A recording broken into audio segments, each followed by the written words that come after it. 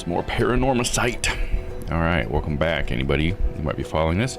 Let's do a little recap, shall we? Last week, I think I spent like an hour. I think I cut it out of the VOD, but I spent like an hour trying to figure out that damn clue so we could finish the tragedy of Kamishima. And it was something I should have known the whole time, but it was kind of fun to finally realize it myself. I even had, like, I was trying to use an AI chatbot to give me just little hints, but it was honestly probably giving me more spoilers than anything, so maybe that's not a good idea. Might not do that again. Anyway. Sorry, 1 second, let me make sure I got all my stuff pulled up. Yeah, okay. So what did happen? We started on Arnov. We had already gotten the treasure from the deep and everything. I think we did that the week before. So, right? Or do we, you know, I'll just recap it anyways, because I can't remember if we did that last week or the week before, because last week, all I remember is the frustrating, like, trying to figure stuff out. So, last in the story, I remember, we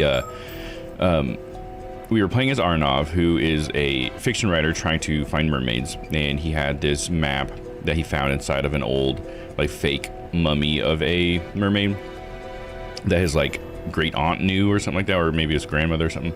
She owned it, and so then he was trying to follow that map, and that map led to a specific spot in the ocean near Kamishima in Issei Bay. So they sent an Alma diver out there. The Alma diver, like, was never heard from again, like, the next day. So they went out to go check, and they found this little iron box that, when they opened it, found this tiny little, well, not tiny, but, you know, it's like a small wooden emblem, I guess, or I'm not sure what you call it, like a little figure. It was like of two fish thrashing around, and then when he touched it, he was sort of like injected with all these memories of what happened on Taishima Island, which is an island that no longer exists off the coast of Kamishima. And he was given the memories of one of the three mermaids that used to reside there, and he found out that they were protected there. I think he actually already knew this before, but anyways, what we know about them is that on this island there were three mermaids, and the mermaids were being protected by some sort of, like, politician, we'll just call him, just for simplicity's sake. And there was also a princess that was being held there, and the brother of that politician was at war on the mainland of Japan, and he wanted to have his troops eat the flesh of a mermaid, because it said that if you eat the flesh of a mermaid, you become immortal. And so he wanted to have an immortal army so he could easily conquer all of Japan.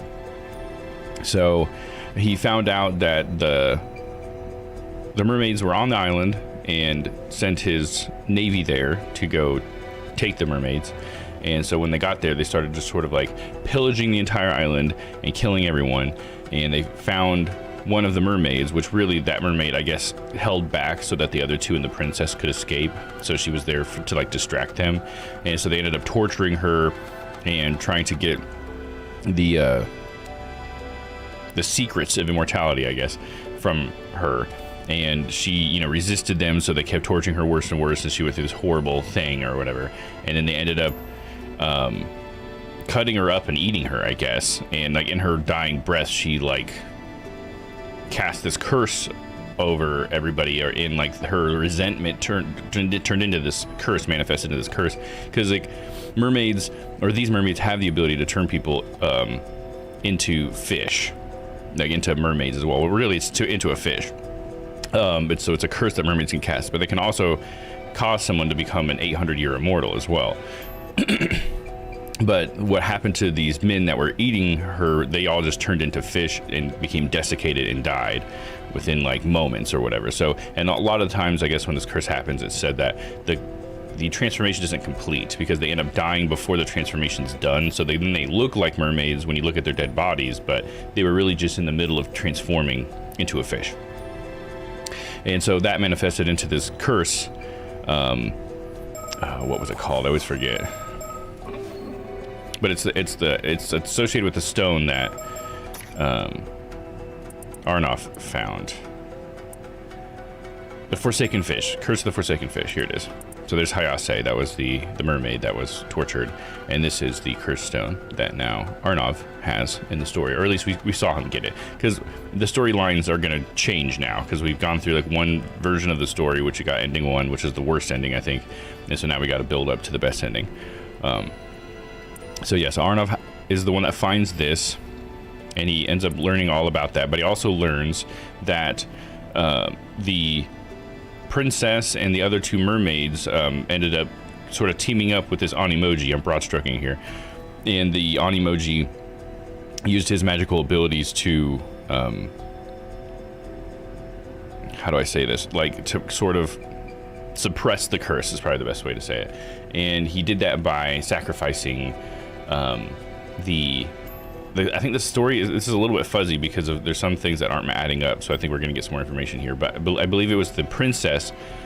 She offered to be the one that was sacrificed in order to suppress the curse, and the idea was that they knew it was just going to be suppressed and that they weren't actually breaking the curse, because and when I say curse, when Hayase was tortured and everything, and the entire island was being murdered, there was like a bigger event that happened, because there's this place apparently underneath Taishima that was the entrance to Ryugu. Ryugu is the entrance to the realm where the mermaids are from, so it's like the eternal realm, and I guess they sort of angered Ryugu, and all the resentment from the humans all like turned into this giant storm, and that sunk the entire island underneath the ocean, and caused this curse that would constantly create storms in that area. So that's what they were trying to suppress. So they sacrificed the princess in order to suppress that curse, and the Onimoji like figured out instructions on how the curse could be broken eventually. They just couldn't do it right now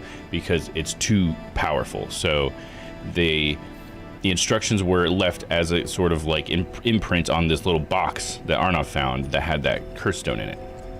So he now knows how to break the curse, and part of it is having, I think, that box, or maybe that curse stone. Like you have to have like these pieces, basically. I think maybe it's the curse stone. You have to have a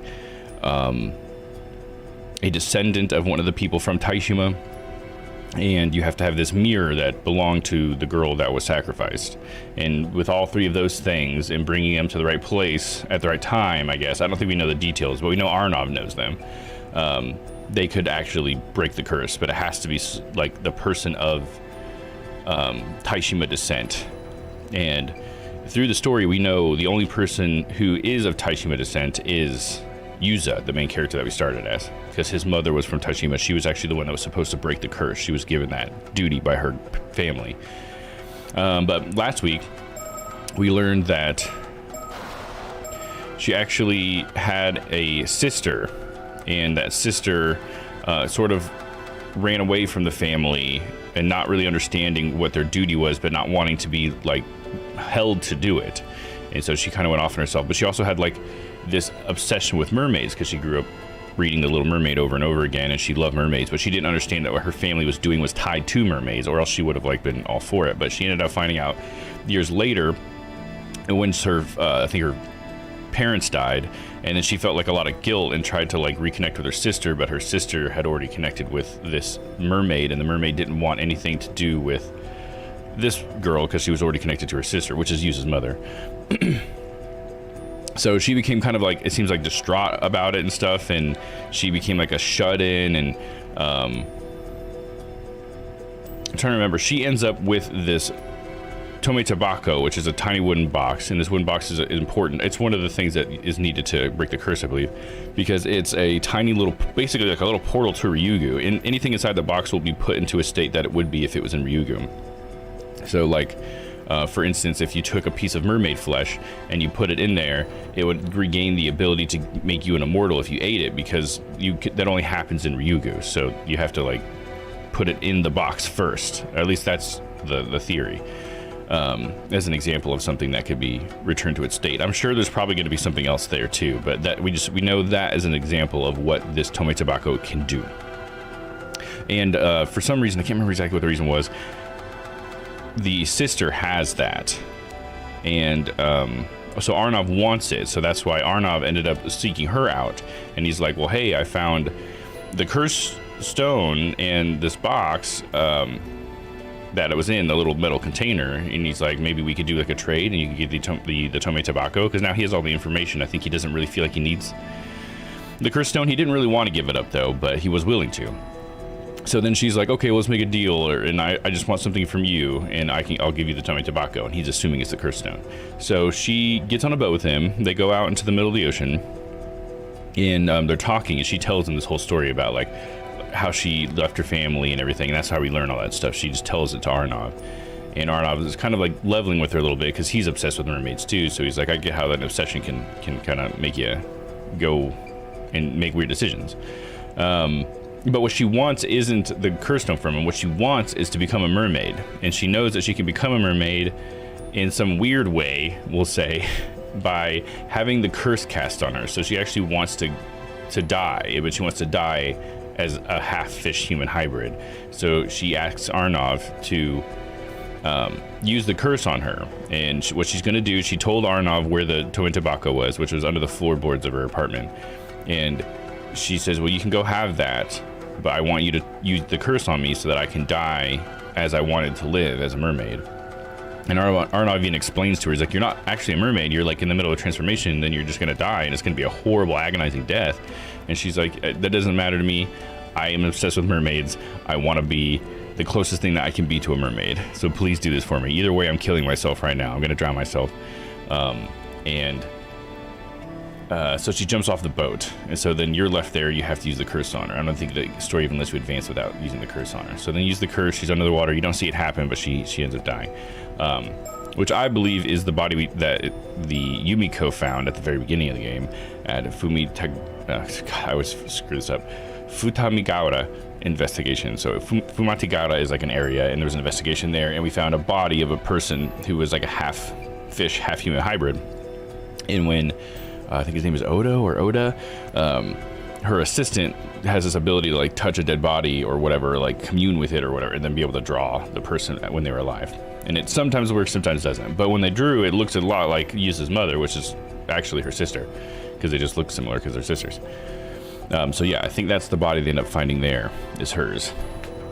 Because they even know that the body was like actually pretty young, I guess, or not young, what's the word, like fresh, even though it's desiccated. Somehow Yumiko and Oda know that, like, well, it's actually not that old. I think they must be aware of like the fact that this curse does this and it desiccates them within like seconds, because she looks like she's old and dried, like she was like on a beach somewhere and was like rotting or something, and then was like rushed back out to sea somehow. Anyway, so then Arnov gets the box, and then they end up going to Kamishima to just do more investigating, and then it just left us there with Arnov. We didn't get any more there. Because I think maybe he's getting to Kamishima too late or something. I don't know. He's got all the pieces, but except for the descendant. And he ends up meeting Yuza. We did see that when Yuza went to the... I can't remember which one it is. Maybe it was Cursed. But they end up going to, like, following Arnov. And they end up meeting at the lighthouse, and he ends up telling Arnov that he is the son of Mare, because he's actually looking for Mare. And so Arnov then must be able to make the connection, if he knows all this stuff, that he is the last final descendant of Taishima. So he's the one that has to break the curse. He must know that. He must. But anyway, so then last week I did a bunch of rehashing of these old stories, trying to figure out what was the thing here, because we were at the tragedy of Kamishima, and what that was it's Sato was trying to... Yeah, what was she trying to do? She's trying to find the person who's assassinating everybody, because like on the island there's this person who's using a curse with a samurai that is like chopping people down, and so she was trying to figure out where the person is and try to, like, I don't know, stop them. Because she figured out that if she uses her mirror that she got, that if she can like see the samurai in the mirror, she can know that the person's near. And we get a small glimpse of who they are in the distance, but we don't get to actually see them. They're too far away. So then Sato's kind of running around panicking, and she ends up finding Yuza, Azami, and Tsukasa, and Yuza's already dead. He's had his head chopped off, and so they're like, the other two are freaking out about it. And Sato's like, come on, we got to get out of here, oh my god, you know. So they go to the lighthouse, and they're trying to figure out like what the hell's going on, how do we know like, why are these people dying? Because it was like all these women were dying. They were all Ama divers, but then Yuza also died. So it's like, well, it can't just be women. But the person who was threatening to do this in the first place had called Sato and said that he was going to kill the women first. So that was kind of weird. And so that made us kind of think like, oh, he's targeting women. But then when Yuza got his head chopped off, which she was the only one who got his head chopped off, by the way. We knew it wasn't because they were women, and then maybe because they were Ama divers, but then Sato also got cut down, but Sato's an 800-year immortal. We learned that like 2 weeks ago. So she didn't die, but she's also not an Ama diver, so it couldn't be that they're Ama divers.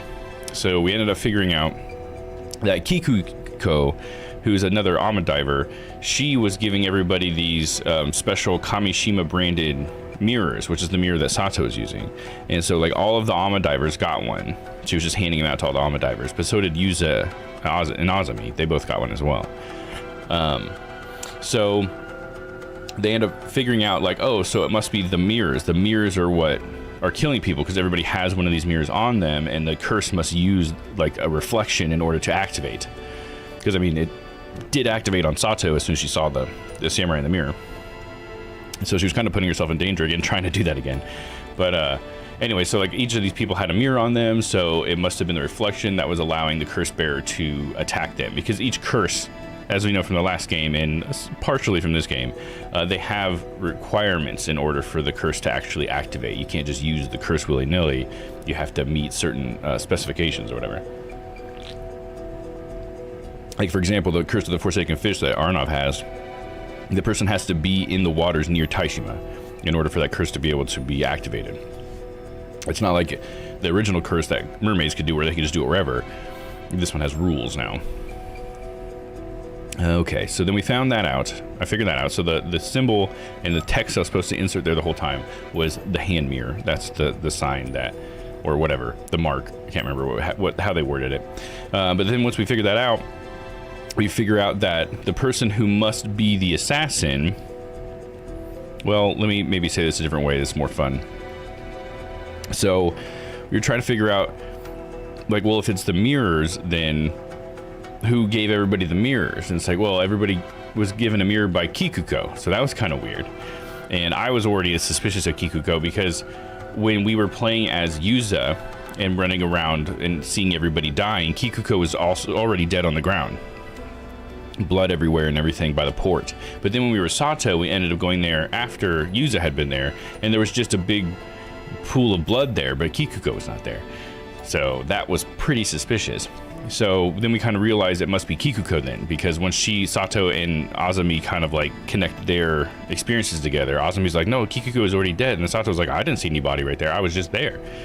And so then all of a sudden Kikuko comes out of the hiding or whatever, and she's been watching them this whole time, and so she knows that they know that it's her and everything, and so she like threatens to kill Tsukasa and Azami if Sato doesn't come with her. And Sato's like, okay, I don't want any more people to die, so I'll go with you or whatever.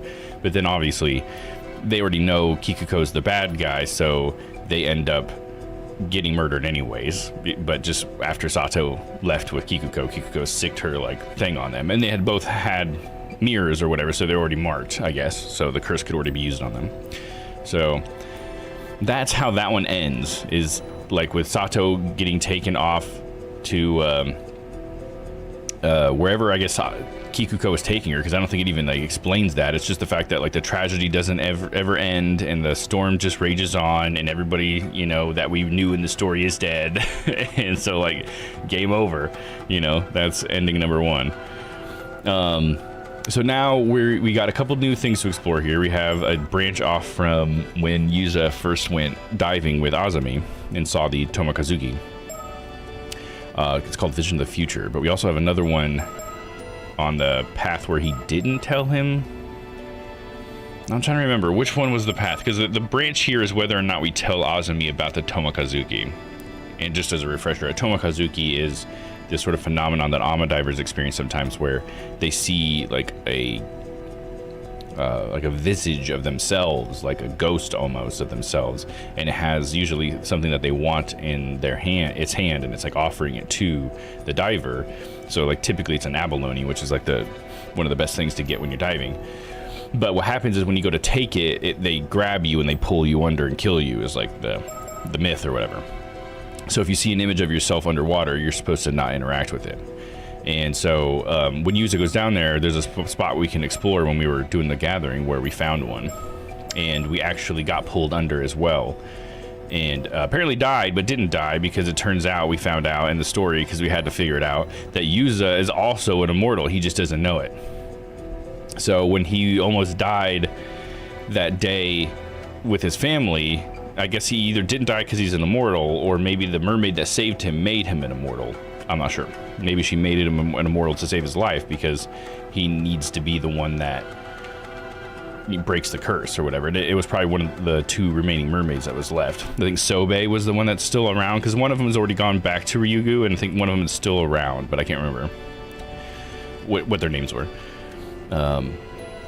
So yeah, I'm not sure exactly how this one branches off, but it does branch off from that scene. I want to say this one that ended up with the memories of last summer was we didn't tell him about the Tomokazuki, but we do tell him, and then it goes down this cursed timeline, I think. So I don't know. It's interesting that we even have 2 of them on different timelines too. How's that going to play a part in the second ending? I guess we'll find out today. But yeah, I think that pretty much wraps it up. Oh, we did have a scene last week, I'm remembering now, where Sato and Yumiko interact, because Yumiko can tell that she's an 800-year immortal. She ends up seeing her, and she has like some sort of like paranormal vision where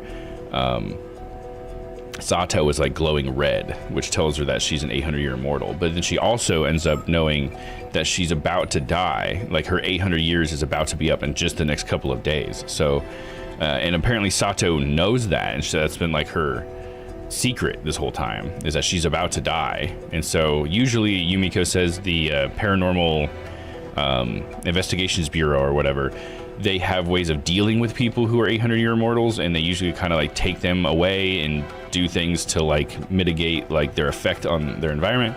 But she's not going to do anything to Sato because Sato's about to die. So she's like, okay, you can live your last couple of days. I'm not going to do anything. There's not really much we could do anyways in 2 days. So like, go ahead, you're fine. I just want to know information. So they kind of do this information exchange where she kind of gets a little bit of information out of Sato about her past and how she was the person who was sacrificed. So I guess she must have been the princess, I guess. And how she still doesn't remember how she became an immortal, but she just assumes, well, somebody must have tricked her into eating that mermaid flesh or whatever. And there was this old story about a girl who, which one was it? Anyways, there's this old story about a girl who was tricked into eating the flesh of a mermaid, and her name was Osato, and she was apparently supposed to have become like what do they call it, a bikuni or whatever, like a nun kind of thing, I think is like maybe like a close translation to that. So some like sort of holy person that would like go travel around and stuff. But that's starting not to add up if she was the person who was sacrificed, because like, I mean, she's been under the ocean this whole time. So they end up like realizing that Sato's been at the bottom of the ocean for 400 years, like just dying and reviving over and over and over again. So it's like it's been this huge traumatic thing, but she's needed to have been there because that's how the curse suppression works. That's why the curse of the raging waves had never like happened again. So she was keeping the people of Kamishima and stuff safe by just being down there trapped, dying. But then one day she apparently like washed up and was released or something. I did think at the beginning of the game there was something about an earthquake, so she was apparently released from her prison, and just like a couple of months ago, and because I think that's how long she's been there, at least like a month, but it feels like more because she's really good friends with Tsukasa. But anyways, she can recall like just these memories of just constantly drowning and then being revived and then drowning again and it's like this horrible thing to think about. So we know she was the one that was suppressing the curse. It was her sacrifice, and I think the reason why the suppression was supposed to last so long was because she was continually sacrificed over and over and over again because she's immortal. And so, yeah, it sounds so brutal. Poor girl. She's such a sweet young lady. But, yeah, so we learned that. So Yumiko talks to her. It's just a bunch of information exchange, it seems like. And... I'm trying to think. There was something about Oda's family we learned about, too, because I think his ancestor or something was one of the people that interacted with Osato way back then. I'm trying to remember. Guess I need to click on the Mockingbird thing again. Let's see, because I think it's related to the curse of the Tomoshige. Yeah, it's not going to say it here though.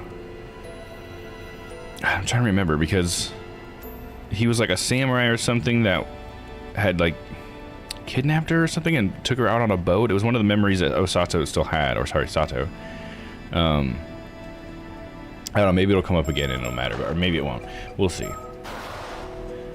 But Oda is somehow connected through his ancestry to something that happened to Sato, like all those years ago. So it's probably a pretty trippy thing for him to be like, I don't know, 4 generations removed, maybe even more. I guess it's 800 years, so I guess maybe 8 or more generations removed and meeting something that his like 800-year-old ancestor interacted with. Well, I guess I don't know if it was right after she was made immortal. I don't know. I don't think the details are super clear on that. But yeah, we did learn a little bit more about that. Okay, I think that covers everything though. No, we did last week. So yeah, without further ado, how long have I been talking about this? Almost 30 minutes of recap. There's so much going on. All right, I guess we'll just start from the earliest in the timeline we can, which is Vision of the Future. This was like a peaceful little bit of timeline where it used to just go from not telling you about the Tomokazuki to they end up having this nice little get-together with Tsukasa and Sato on the beach and just have a good time as, like, you know, teenagers and stuff. But yeah, we know that didn't actually happen with this tragedy of Kamishima, though. So this, I don't know, it being all the way out here, though, it looks like that is maybe this is the good ending and we saw the ending, but we just got to figure out how to get there? I don't know. I'm not sure. Because there's this big space here. So we'll see if it fills up after we do this one. So, all right, here we go. Enough rambling, Tom. Let's get to it. Vision of the Future. Yuza Minakuchi. Summary of previous events. Yuza heads out with Azumi to go diving before he suddenly mentions something he must do. Before returning to the island, the pair go to a certain location at sea. Interesting. Vision of the Future. So all of a sudden, Yuza wants to do something before they head back then. Interesting. I don't think we'd ever seen that or witnessed that. Toba City, Mei Prefecture. So, what's this important thing you have to do, Yuza? Sounds like it must be a pretty big deal. It is. I just hope you'll believe me. Listen, and don't fly off the handle. I feel like I said that wrong. It is. I just hope you'll believe me. Listen and don't fly off the handle. Kind of a clunky sentence. All right, and then he says something we don't get to hear. Oh, hello. Storyteller. Please forgive the interruption. I have an important announcement to make. The moment you have been waiting for has arrived. Everything is ready for you to proceed. On August 7th, upon returning to Kamishima after his dive, Yuza Minakuchi embarks on the fight of a lifetime. For unbeknownst to him, at this precise moment in time, a slew of predicaments would await him everywhere everywhere he turned. As for this really important thing he has to do, that is of course preventing the tragedy of Kamishima from coming to pass. The advent of the 400-year-old curse of the raging waves draws nearer Kamishima with every passing moment. Even so, do try to remember that Yuza's true aims are to locate a mermaid and uncover the truth about his mother. Will Yuza Minakuchi succeed in overcoming these challenges and fulfilling his objective, you ask? That is entirely up to you, and the actions you choose to take from this moment forth. Thus concludes my announcement. I wish you good fortune. Okay. So he's saying, like, we as the audience know what we need to do because we've seen all those pieces, like I was saying a second ago. But he's just talking about something else. Oh, what? So he does know? That's weird. Okay. What? You think Kikuko is plotting to work a curse that'll cause a massacre on the island? So it's weird. You get like a premonition or something? Yes. You might find it hard to believe, but I'm sure about this. Yeah, you're gonna have to give me a second to take this in. This is way heavier than I was expecting. I mean, a curse? I know I told you about the Tomakazuki and all, but... how did you even find out about this? Have you got any proof? Well... I saw the future with my own 2 eyes, but I'm afraid I don't have any proof I can show you right now. You saw the future? Yuza, if this is some kind of prank, you better cut it out right now. Seriously, this shit ain't funny. If you're just fooling around, I don't know if we can be friends anymore. Do you think it's easy for me to call someone I'm on friendly terms with a murderer? I couldn't say something like this unless I was dead certain. I need you to trust me on this, Azumi, before it's too late. Oh man, you're not making this easy, Yuza. I can't just... I mean... No, I understand. I won't ask you to believe me until I can present you with solid proof. Until then, I still need your help. I can't just sit back and let this happen. Okay. I won't try to stop you, but I'm not doing anything drastic till I'm sure we're doing the right thing. That's all I needed to hear. Thanks, Azumi. But for real, what's gotten into you, Yuza? What do you mean? I know you're headstrong and all, but this is way beyond what I'd expect from you. It's like you're a totally different person.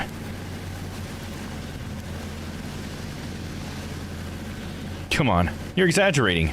I'm the same old Yuza I've always been.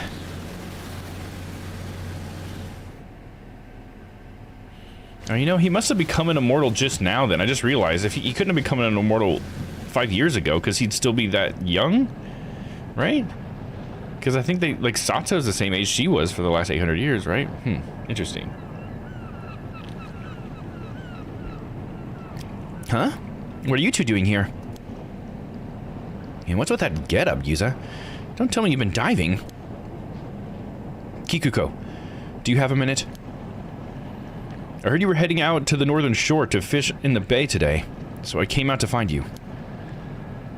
Where'd you hear that? I only just decided that this morning. I didn't even tell anyone. It's because he's seen the other paths. It's like Yuza got to see what we saw, or something is what that kind of feels like. Look how low res that is. It just zoomed into that picture that was in the distance, it looks like. That's kind of funny. We're on the northern side of Kamishima. Not many people come here to fish. Oh, hell yeah. Mockingbird number 11. Look at that one. They always have cool hair and stuff, that's funny. Go ahead and open the page so we get rid of that new marker. Anything else to look at? Not much. You can look at Azumi. I can tell Azumi is trying to believe in me. That's a good start, at least. You know, I just remembered. Let me set up my Stream Deck thing for my voice mod stuff. There we go. Cool. So I can keep track if I got it on or not. We should still be set to inner voice. Let me double check. You know, let me actually turn it on and make sure we can still hear it. Hello, hello. Okay, I'm still getting levels, so I assume it's coming through. Oh, here, I guess I can monitor it. Hello, hello. Okay, yeah, it's working. All right, cool. Forgot to check that before I started. Nothing else behind. I think that's all there is to look at. Let's try talking to Azumi first. Yuza, are you sure about this? Just so we're clear, I'm leaving the talking to you. Don't worry, I know what I'm doing. Kikuko is looking at us suspiciously. But I guess that's to be expected. We surprised her here all alone, after all. It's a shame that she's a bad guy. Because she seems so nice when you first meet her. Or let's think first. Right, this is where it all begins.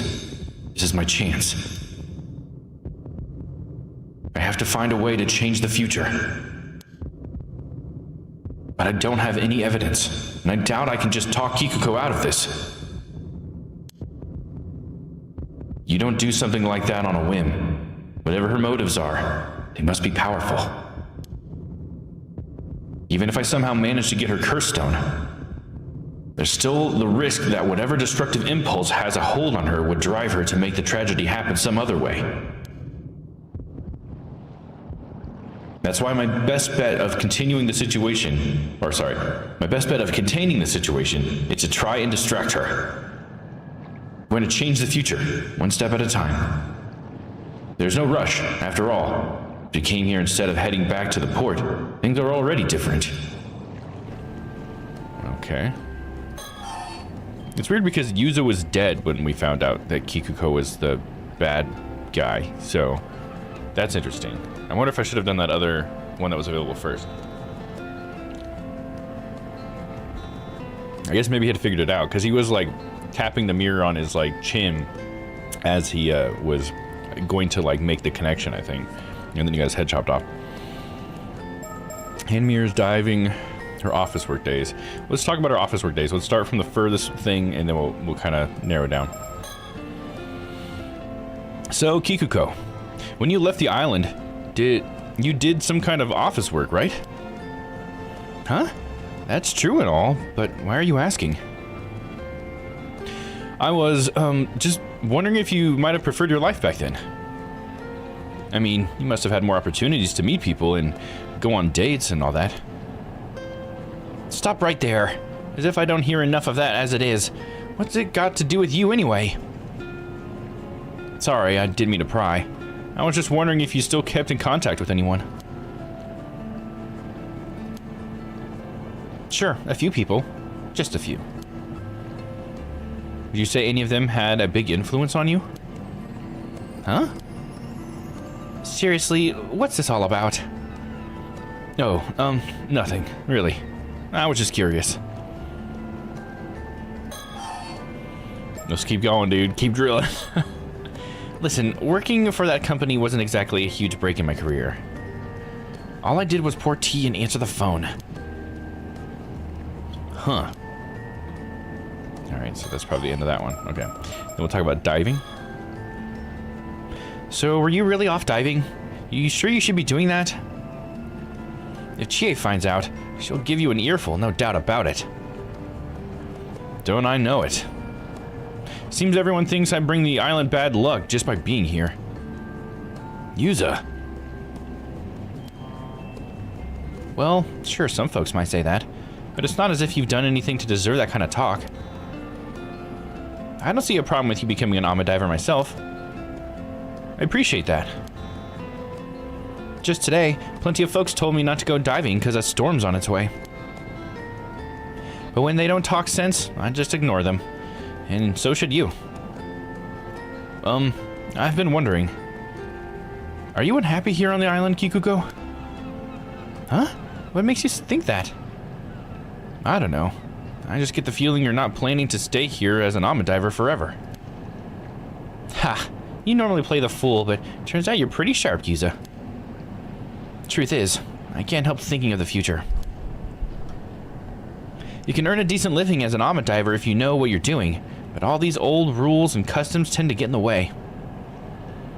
I've been trying to change them here and there, but it's no good. Everyone's too stubborn to listen. I see. No luck, huh?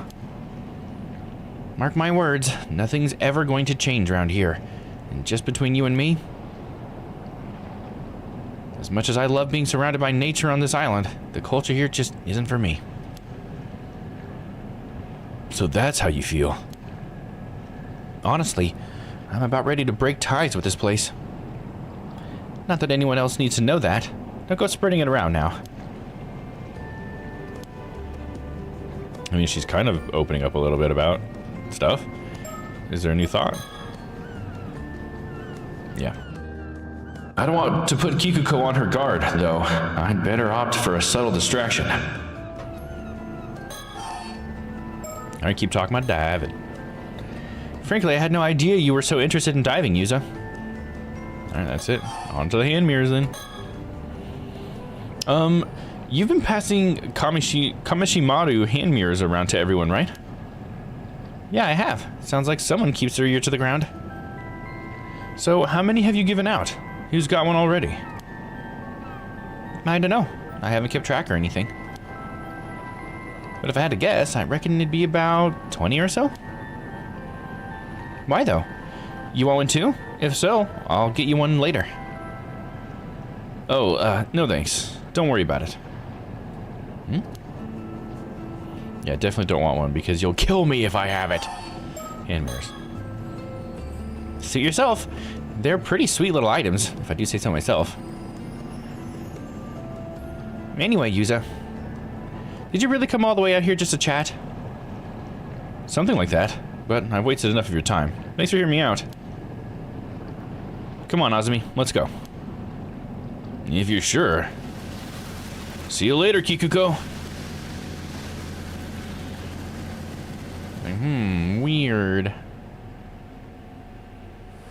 But she doesn't know the future, so she doesn't know what's up.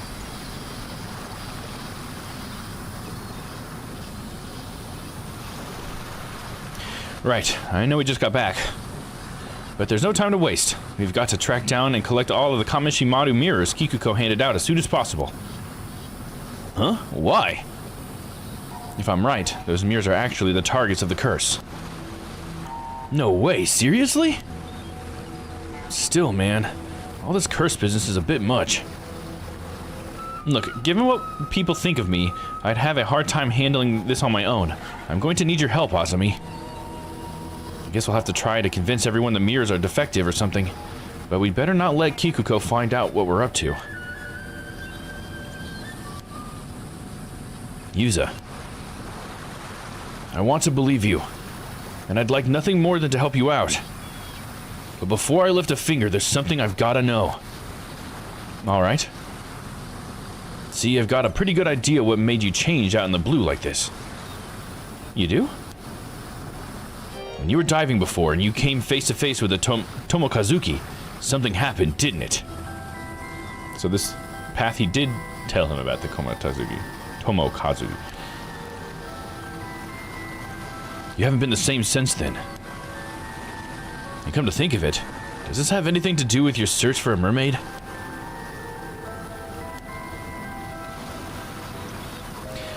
You're right. I should have told you the full story to begin with. I've been in such a rush. I got ahead of myself. You're right. Something did happen to me, and I'll tell you all about. I'll tell you all about it right now if you want to hear. I'm all ears. First of all, tracking down a mermaid is still my end goal. That hasn't changed. At least something's still the same. But what I'm trying to do right now started when I found out about the danger Kamishima is in, and realized I had to do something to prevent it. Are you with me so far? Sure. If I knew the island was in danger, I'd want to protect it too. But how did you find out about that anyway?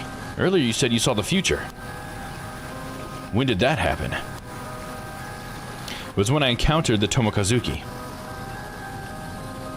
The moment our hands touched, everything went dark, and then the future unfolded before me. Huh. So it was kind of like a vision from the Tomokazuki. A warning? That's exactly what it felt like. A stream of images filled my mind all at once, together with a rush of understanding. It's like they were imprinted into my memory. I don't know how it works. But I believe what I saw. I know what's going to happen here in Kamishima if I don't do something to change it. So that's what started all this, huh? Yuza, did you know there was a Tomokazuki there? Is that why you picked that spot to dive? No. It's like I told you. I was hoping to find a clue there, since that's the spot where I encountered a mermaid once before. I never would have dreamed I'd end up seeing a vision of a tragedy like that. For all I know, this might have nothing to do with mermaids at all. And now that I know about it, I can't just forget it, can I? Of course not. Now that I know the full story, you can count on my help too. So seeing as Kikuko is the culprit, I'm guessing we need to collect those hand mirrors to save everyone? Yeah, But she's not the only threat. There's more to this. More? There are actually two calamities on the horizon for Kamishima today. Two? You gotta be kidding me! The first is the massacre caused by Kikuko's curse. And the second is the curse of the raging waves, which has been brewing up a violent storm for the last 400 years. It's going to hit the island tonight. Huh? Now you've lost me again. I can't keep up. For starters, why is all this happening at the same day? Or on the same day? I don't know. I get the feeling it's just an unfortunate coincidence. And there would have been nothing we could do about it either. But since I've been forewarned, I have a chance to prevent it.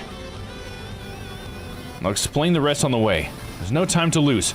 I have to track down every last one of those mirrors.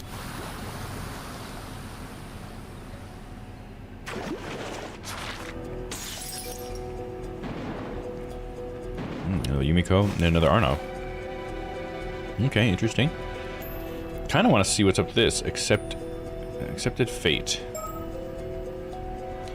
That's interesting. So I guess maybe the story, the game formatting is supposed to be like, we saw everything that Yuza saw, like everything we went through with the tragedy of Kamishima that's what he was shown, and us seeing it and witnessing it was actually Yuza witnessing it when he touched the Tomikazuki. Interesting. I'm gonna go with this one next. I know it's not really like totally in line with what we just did, but I just want to know what this one's about. Several days after the night of tragedy, Yuza is lost in his thoughts, alone on the beach. Several days after the night of tragedy? After he got his head chopped off? I don't know, let's figure this out.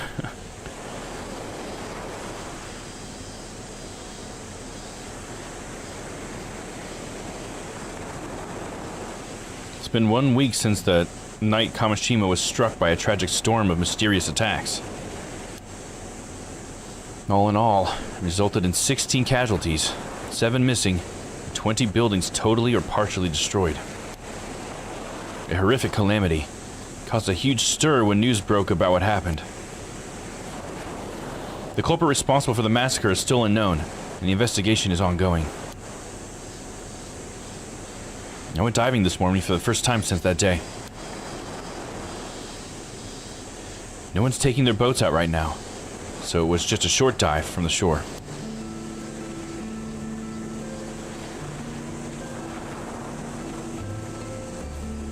Oh. Pair in traditional clothes. It's always like spooky when all of a sudden somebody appears. Let's look at the surroundings. Sometimes I think about the plans we all made to have fun here. Wonder how that would have gone if things hadn't turned out the way they did. Guess there's no point in thinking about that now, though.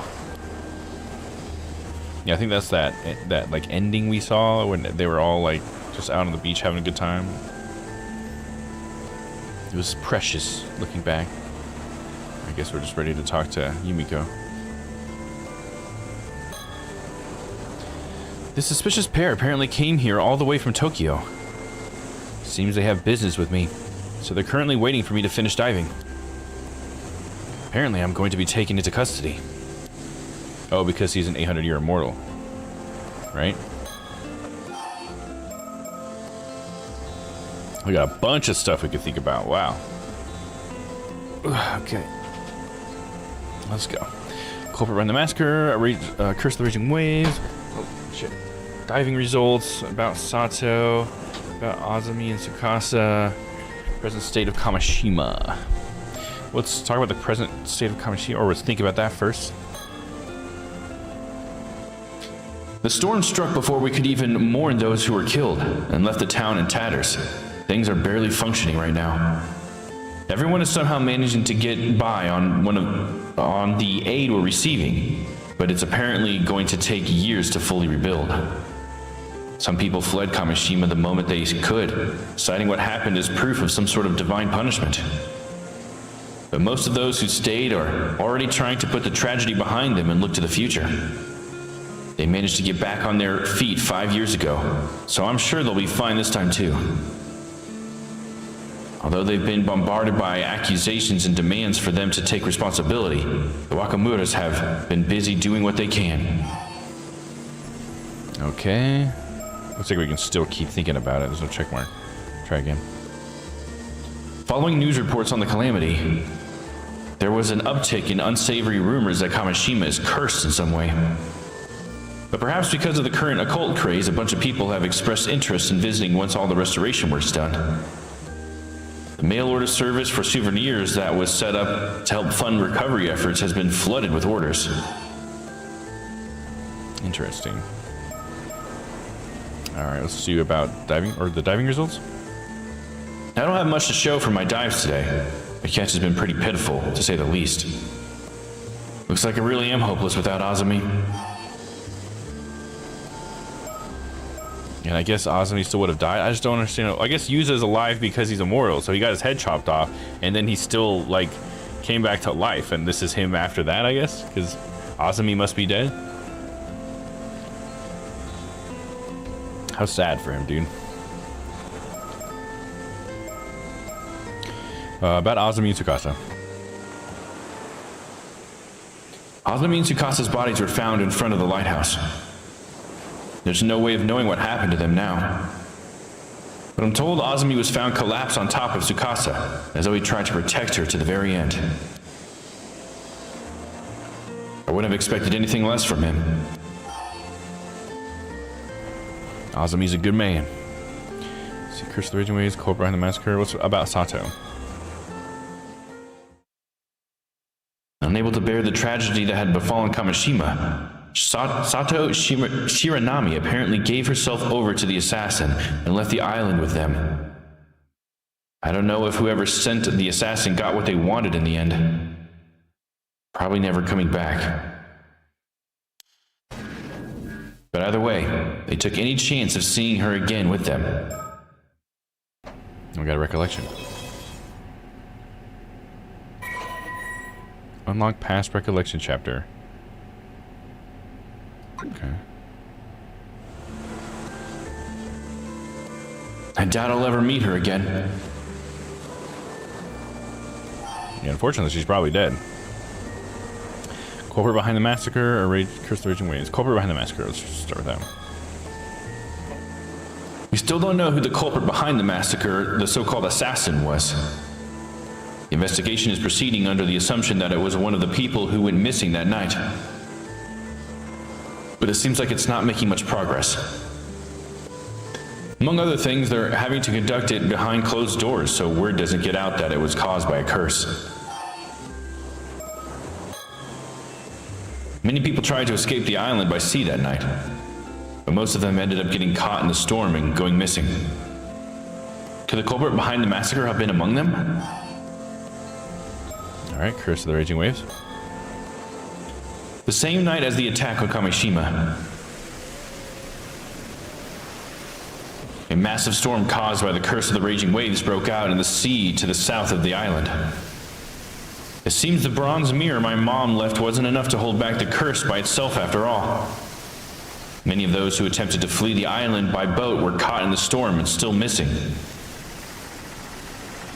The storm descended on Kamishima soon afterwards, and the island was swept by harsh winds and lashing rain for 3 days straight. No one was able to leave their homes, and it caused blackouts and landslides across the island. Several buildings were also completely destroyed. Everyone was made painfully aware just how fearsome the Curse of the Raging Waves is. Combined with the horror of the massacre, the entire ordeal was left a deep scar on those who remain. There's still an eerie rumbling coming from the sea. No one knows when another storm might strike again. Everyone here is still too on edge to take their boats out to fish, and the ferry service to the island is currently suspended as well. Naturally, no one paid me any mind when I headed out to dive today.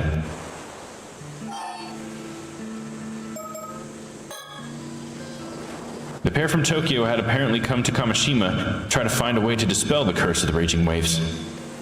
They were extremely regretful about failing to stop the storm and went around apologizing to everyone in its wake. Seems they're still planning to find a solution, though, and have asked for my cooperation. Oh, they figured out that they need him because he's a descendant of Taishima? After all that happened, once again, the only one left alive. Well, I don't know if alive is the right word. I did get my head cut off once by the curse, after all. To be honest, I don't have it in me to care anymore. I couldn't fulfill what I set out to do, despite swearing I'd see it through. I have nothing left. It seems my fate is in the hands of that pair from Tokyo now. I don't know what they have planned for me, but whatever it is, I intend to accept it.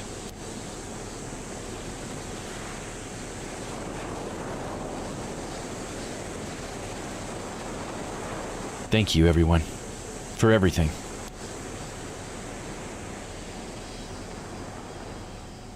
Goodbye.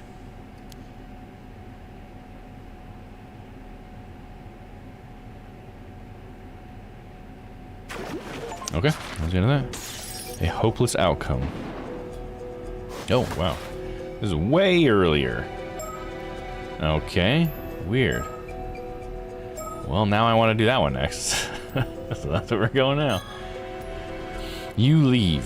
Yuza Minakuchi. Recollection. Approximately 1 month ago, having only just returned home to Kamishima, Yuza Minakuchi goes to the roof of the Kante Kisho ruins for some time alone, only to find Sato Shiranami there.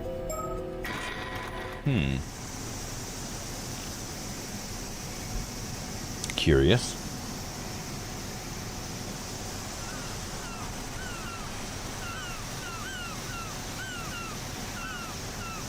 Huh? There's someone already here? How unusual. Whoa, you scared me. Darn, I didn't think anyone else would come here. Oh, I take it I'm not welcome. I didn't think there would be anyone else up here either. So that makes two of us. So, who are you? I'm Yuza Minakuchi. I recently moved back to Kamishima. Ah. So you're that old friend of, Tsukasa's, was it? Yep, I don't think we've spoken before. You're Sato Shiranami, right? Mr. Wakamura's relative? Nice to meet you. Wait, how do you know who I am? That's kind of creepy. You're pretty much the talk of the town. Sure, almost everyone here knows who you are. Is that so? I'd rather not stand out. It's a small island. Word spreads quick about people who Word spreads quick about who comes and goes.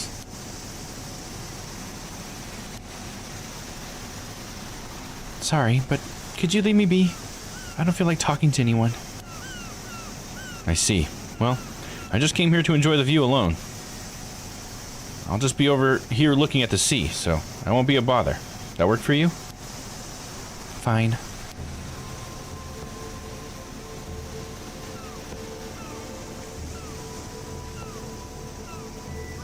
Alright, surroundings. You can see all the way from Ise Bay out towards the Inshu Sea from here. It's a great view. That doesn't mean I want to share it with anyone. Thankfully, most of the islanders don't come up here that often, so I sometimes come out here to unwind.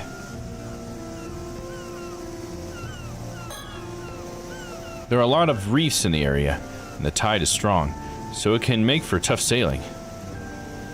But from here, it looks as tranquil as can be. Let's have ourselves a little think. Coming here always helps clear my head. Now then, I'm back here after quitting work after just 3 months. I went to a boarding school in the mainland for high school, so it's been about 3.5 years since I actually lived on Kamishima. Nothing's changed. It's almost as if time itself has stopped here. You could say that's one of the good things about living on an isolated island like this. But for me, that means it's just as uncomfortable as ever. Ever since the disaster 5 years ago, people here haven't exactly been subtle about avoiding me. Maybe it's a good time as any to start seriously looking into my mom.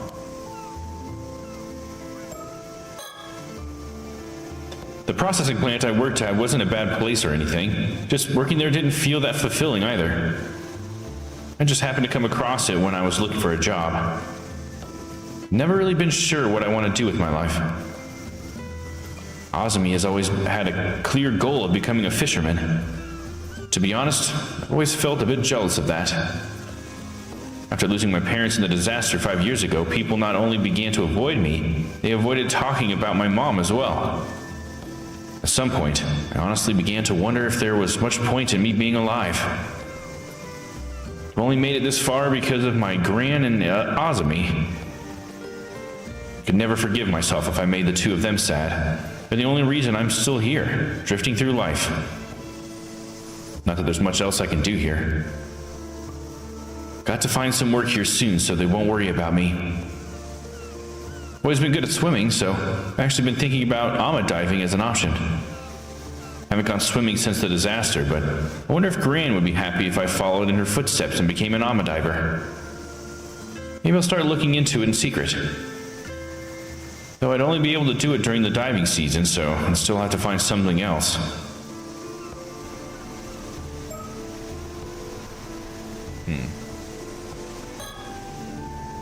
They built a rest spot for any tourists who come up here, but it doesn't see much use.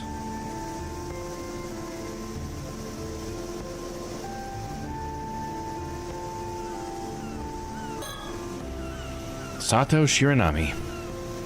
I hear she's a relative of Mr. Wakamura's, who will be staying with him for a while. But apparently no one's heard of her, so the island rumor mill's been working overtime ever since she arrived.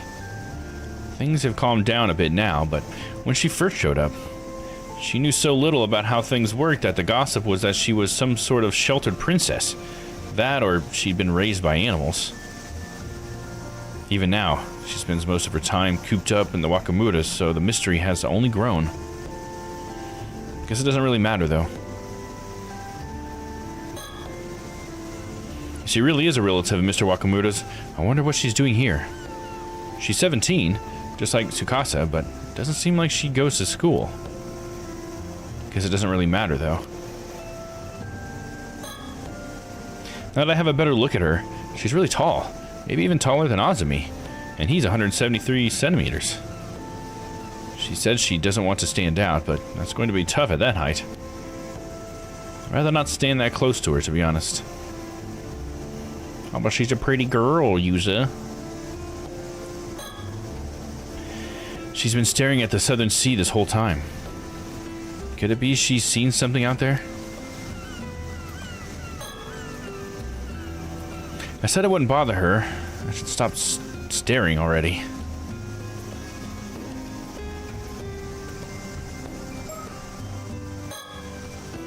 I originally came back here to take care of Gran after her injury, but her condition's improved a lot recently. She can walk around by herself now, and has even been handling the cleaning and laundry. I wouldn't be surprised if she said she was planning to go back to diving. Kamishima women sure are made of sterner stuff. But I'm still worried about her. You never know what could happen after all. Seems she's been watching a lot of TV recently, perhaps because she's had to spend a lot of time at home. She seems a bit bummed that she doesn't have anyone to talk to about her shows, though. Ah, but then she talks to Sato about him, because Sato also likes TV. Helps her learn about how the world works now. Guess we'll just keep thinking. Looks like there's nothing else to do. Azumi was really happy to hear that I was coming back to Kamishima. He even helped make sure my return would go as smoothly as possible. Can't thank him enough. He's a true friend. On top of that, he's hardworking and kind. You just see why so many people here like him. He's involved in a bunch of stuff around the island now, so he's much busier than he used to be. Goes without saying, we can't mess around like we used to anymore. Tsukasa's also put some distance between herself and us since she started high school. I guess she's a bit self-conscious about things now. I miss hanging out with her, but maybe this is just part of growing up. Still, it's no exaggeration to say that it's all thanks to Azumi that I'm able to live here like this. I won't do anything to let him down. Right then. Time to think of how to make my own way through life from now on. Sure, I have plenty of time, but I don't want to be a burden for any longer than I have to be. On the contrary, if there's some way for me to make a graceful exit and draw the curtains on it all, maybe that would be for the best.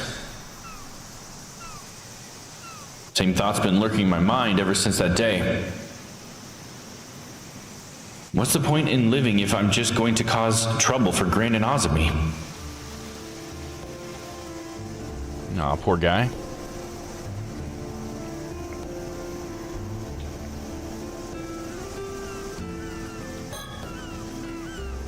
You can see all the way across to the Atsumi Peninsula in Aichi from here. I heard this observation post was originally made to oversee Irago on the opposite shore. So I guess it makes sense that it would be built somewhere with a clear view of the area.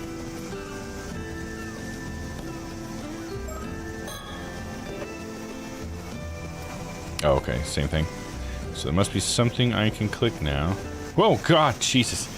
That honestly startles me every time they do that. She's like right there. Oh my God. She is tall. She looks mad, dude. Look at that. She's like, fuck you, get out of here. Whoa, when did she get there? Made you jump, didn't I? You did. Of course you did. Anyone who would be startled by someone sneaking up on them like that. At least you admit it. You can consider that payback for before.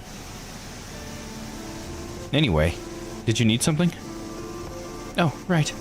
I can't focus with someone else around after all, so I want you to leave. Huh? You leave! No, I'll say fine, whatever. Fine. How much will you pay me? Money, is it? That's all you bureaucrats think about. Money, money, money. Very well. A string of 3,000 cash coins, and that's my final offer. And you won't get a single drop more out of me. What? Who even has an ancient currency like that anymore? And wasn't that the bounty for Imagawa Yoshimoto's head? How much money do you have? Don't worry. It's only about 60 yen in modern currency. Damn, inflation's pretty nuts. 60 yen it is, then. Here you go. I do feel a bit bad you only got a measly 60 yen out of the deal, though. You can have this Kamishimaru keychain I picked up over there as well. Pushing random stuff you picked up off the ground onto others now, eh? Still, you could have thrown such a cute who could have thrown such a cute keychain away? I feel bad if it was just left on the ground, so I'll let you off with this. Keychain acquired. Idol of Kamishima, acquire the keychain. I'll be on my way as promised then. Sorry for the interruption. Sure.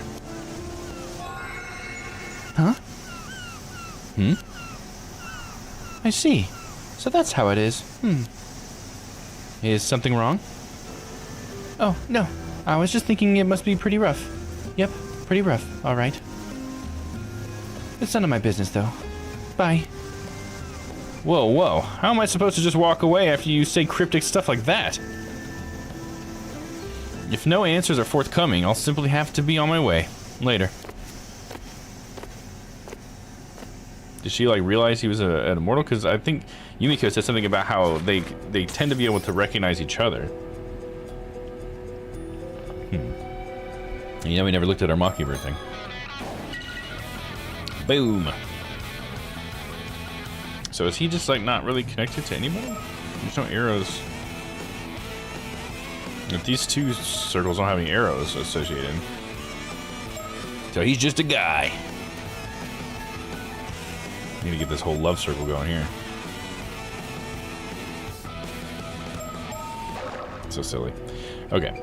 So now we've done all of Yuza's stuff. That was an interesting interaction.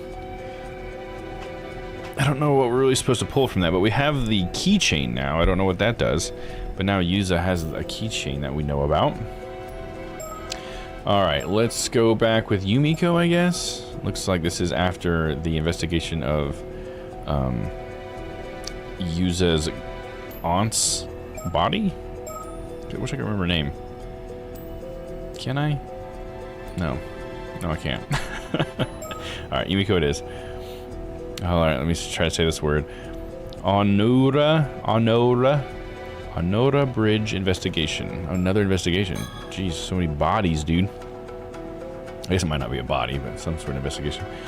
While pursuing another case, Yumiko and her partner find out that the mermaid corpse discovered in Gouda is that of a woman named Azusa Sumikawa. The duo try to figure out what to do next. So that was her name, Azusa. You know, I don't even know if they ever said that. I think they just called her Sumikawa a lot. Azusa. That's, I assume, Made's sister. The one that killed herself. Drowned herself. I guess the curse is probably where they killed her. But she would have drowned if we wouldn't use a curse on her. Ability vision on! I don't see anything. Oh, there's that. The bird sticker. Boom. Mockingbird number 7.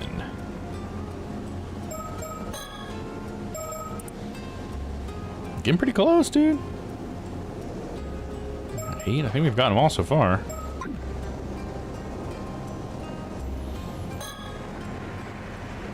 This large bridge spanning Onaura Bay in Toba City is known as the Onaura Bridge. I hear that the waters of the bay are rich in nutrients, making them ideal for oyster farming. You can see the rafts used floating in the bay. Oh, oysters. Very nice.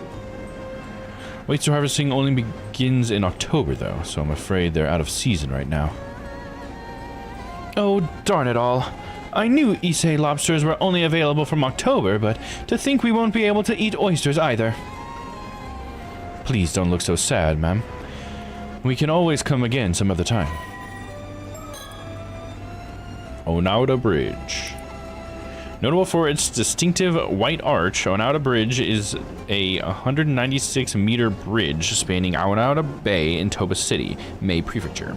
It's built to have no columns, allowing ships to pass beneath it with ease. The contrast of its white arch with the blue sea and sky, and the green of the mountains, plants, and picturesque scene making it popular with tourists. Sorry. I read that weird. The contrast of its white arch with the blue sea and sky and the green of the mountains paints a picturesque scene, making it popular with tourists. Alright, that sounded better to me. The bridge takes its name from its role as a crossing over Auna Bay, but the name is written with the character for hemp, sung of an old Waka poems. Sung of an old Waka poems as a vessel for divine spirits. As such, the kanji characters that make up its name differ slightly from those used to write Onaura Bay. It's written with the character for hemp. Interesting. Like the fiber? Like the plant?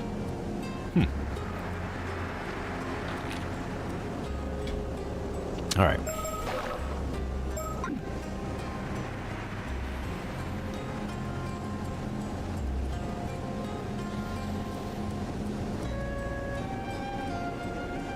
Nothing else to look at? Okay. Let's look at Soto, that's his name. It's this S I forget. Soto.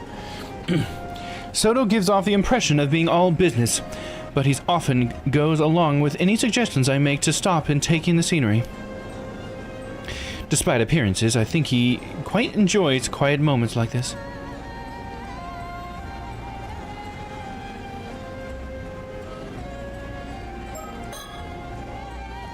After discovering the mermaid found in Futamigara, this morning was in fact Somikawa's transfigured corpse. We headed to Ichika town for further investigation, and are now on our way back.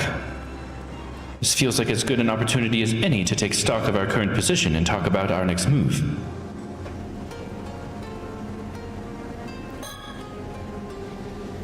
Now then, as much as I'd like to relax and enjoy our surroundings, shall we take this chance to review the current situation and talk about our next move? A sound idea, yes. First, Detective Ide contacted us this morning informing us that a mermaid corpse had washed up in Futamigata. However, when we went to investigate, we discovered that the corpse was in fact that of Miss Sumikawa, whose whereabouts we were looking into. She had been transformed into a fish by a curse. Quite the troublesome development. She was shaping up to be a key figure in a number of incidents. With that in mind, the most likely culprits are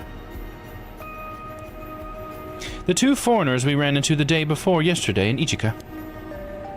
Yes, one of them was seen taking Miss Omikawa out to sea by boat. I regret not doing more to pursue them at the time. It's possible we could have saved her if we had. I'm sorry. That was poor judgment on my part. Then the other half of the pair was a young exorcist with ties to the paranormal affairs. I believe her name was Circe, yes? That's also quite worrying. I wonder what she could be up to. If it turns out she's been using curses on ordinary people, we at Paranormal Affairs will probably be held responsible. Though I doubt the Bureau would agree to act as a custodian for someone who would behave so recklessly. I'd like to believe some manner of circumstances are at hand, yes. Well, I suppose if anything happens, I can just get the higher-ups to take responsibility. That's what higher-ups are for, aren't they? Being responsible for their subordinates? I think you'll find that's a saying used by superiors as a goal, not by subordinates to shirk the responsibility.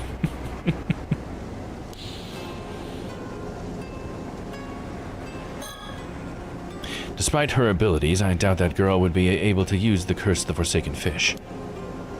Regardless of who wielded it, I think it's safe to say that a curse stone was involved. Agreed. We have two people from the same town falling victim to the same curse after all.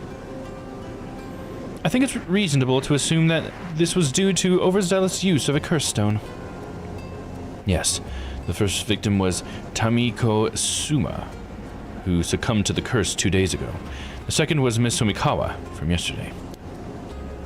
The state they were found in hasn't been publicly disclosed, so they're still being officially treated as missing. So I guess the first one was the Ama diver that found the box. I'm guessing because they were talking about two Ama divers have gone missing. One was Sumikawa. The other one was the one that went to find the box for Arnav in the first place. The Ikomo guy has got to come up again. He's suspicious because we found that one of the skeletons that was found in the ocean went by the name Ikoma, the same name that businessman uses, so I'm still thinking that's going to come up somewhere. Still, a cursed stone housing the curse of the Forsaken Fish, eh? Is something wrong? The curse of the Forsaken Fish is one of the curses mermaids can use, you see. For it to have become a cursed stone, the mermaid in question must have experienced overwhelming resentment. An example might be if they were killed while bearing a powerful grudge against someone. It sounds like it would be a rare event indeed. Why do I get the feeling there was a mermaid who died like that, though? Who was it? Feels like the name's on the tip of my tongue. Could it be a memory from that time? Although I imagine many of your older memories have faded by now. I have to try and remember. What was the name of the mermaid who died while harboring strong feelings of resentment? Hayase. Let me make sure I'm spelling that right. For all the fuck I know, I'm totally screwing that up. Hayase. Sweet, I got it. Hayase. Hayase? That's right. Her name was Hayase. I can't believe it. I'd completely forgotten, but it just suddenly popped into my head. Oh? So there was a mermaid who died like that, was there? There was. I finally remember. One of the mermaids who lived near Taishima 400 years ago was called Hayase. She was captured during the invasion of Taishima and died after being brutally tortured. This is the first I've heard of mermaids living near Taishima.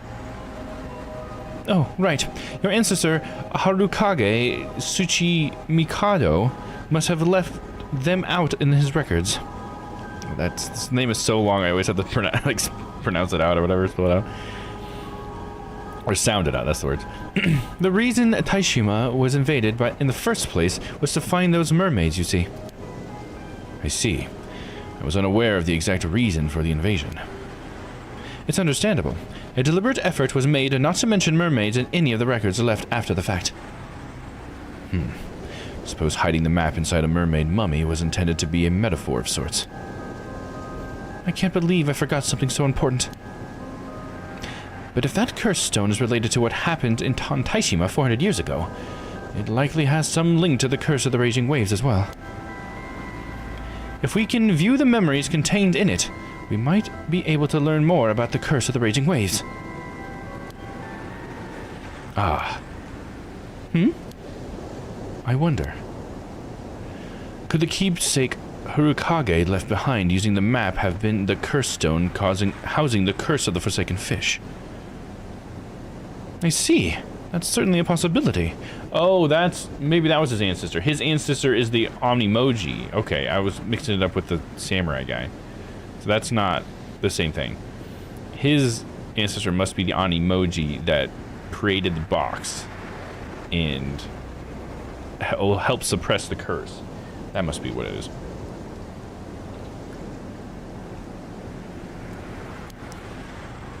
In that case, it's not unthinkable someone might have gotten hold of it recently. And there's a high chance it was those two foreigners. All right, we've narrowed down our focus. It seems a change in priorities is needed. Let's find the curse stone for the curse of the Forsaken Fish as soon as possible. That should be our most efficient course of action, I think. Agreed. Okay, let's do some thinking. Still, I can't help but wonder why I suddenly remembered that mermaid's name out of nowhere. No, perhaps I should be wondering how I could have forgotten something so important in the first place.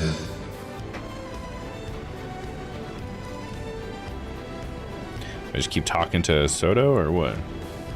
I guess so. I like the music. It's looking increasingly likely that the pair of foreigners has the curse stone. Yes. We did just go to the Ichika. We did just go to Ichika to see if we could find any leads on where they could have headed. Unfortunately, we weren't able to find anything promising. I wonder where they could have gone. We also still don't know why they approached Miss Omikawa. Could they be after the mermaid's relic? If I'm not mistaken, that girl, Circe, did mention the relic. Were they looking to take it for themselves? But where would they have headed afterward? Kameshima. Kameshima! That's where they are. What? Kameshima? I thought we decided we weren't going there today. We failed to find any promising leads yesterday, after all. No, something's telling me they went to Kameshima, and I get the feeling this is a hunch I shouldn't ignore. All right, let's head to the port of Toba City. We'll catch a ferry to Kameshima from there. Back to Kameshima! It's kind of interesting to think of it as like maybe she's got some sort of paranormal ability too, but it has to do with like hearing the audience. Like her remembering it was because I told her what it was. That was how she remembered, right? So it's almost kind of fun to think like that's how her powers work. Her powers are the person playing this game can help me like have thoughts. All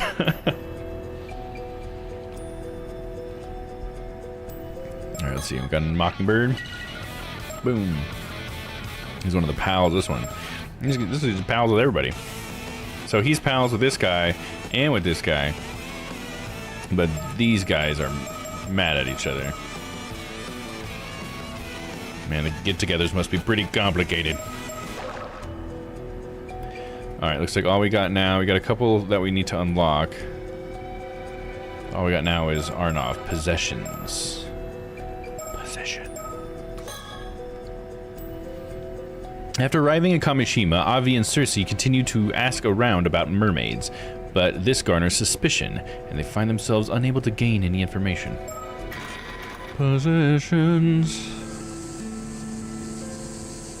August 7th.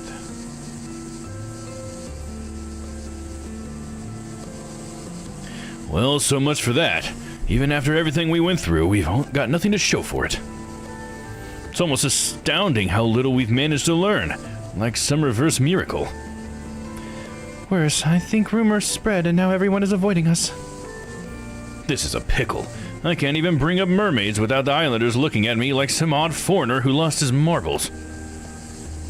For some reason, mentioning Mare Minakuchi makes things even worse. Did people hate her or something?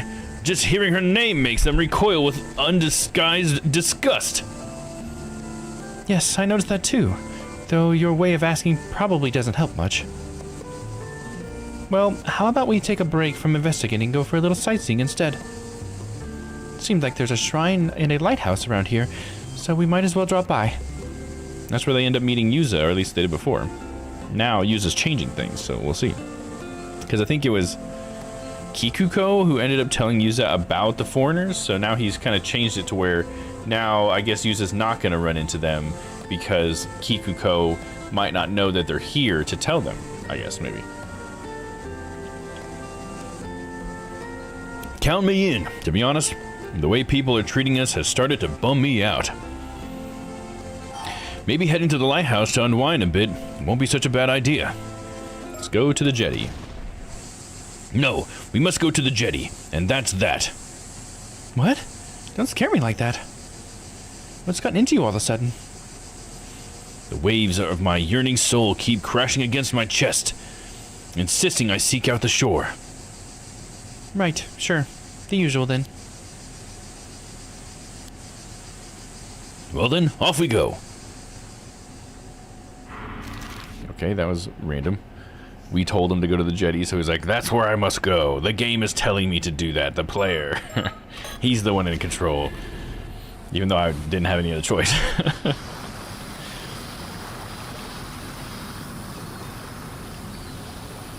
Oh, look who it is. The Moiterer. Oh, looks like we've got ourselves a spunky young lady here. Maybe we should have a word with her. All right, this could be our last chance. Let's give it our all. Excuse me, could we speak with you for a moment? Oh. Cersei, no! There's no way she'll want to talk to us if you're that forward.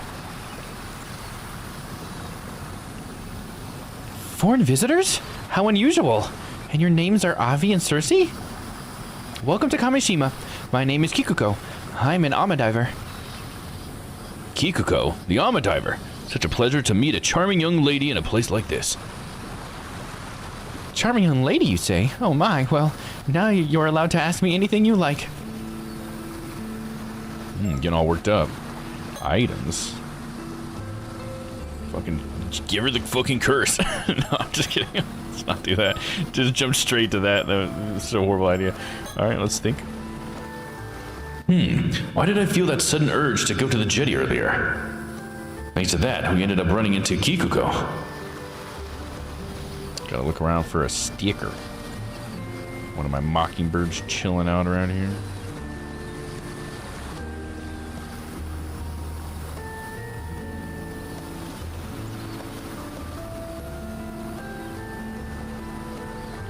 See one.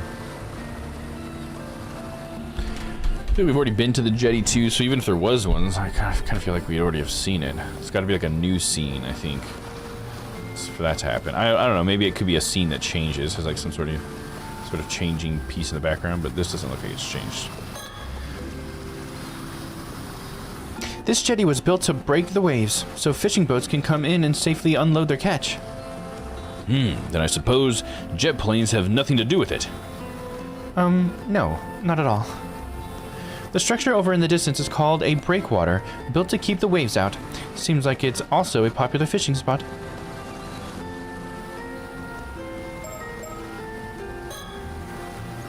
Looks like we've made a solid first impression. She seems genuinely excited to talk to us. After all the lengths we went to, I refuse to leave this place without at least a few answers. talk about mermaids, talk about Amadivers, talk about Mare Minakuchi. Talk about Amadivers. Let's start like with something more mundane. I think Mare we're gonna do last because that is like the touchiest subject. Even though I think Kikuko doesn't really care. She doesn't seem superstitious or anything. Even though she's a curse bearer, so obviously she understands that shit's real.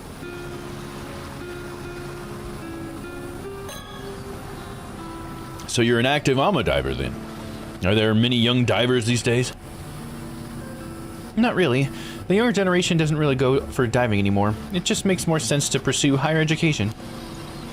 I see. It's a real shame to see such a long-standing tradition slowly fade away.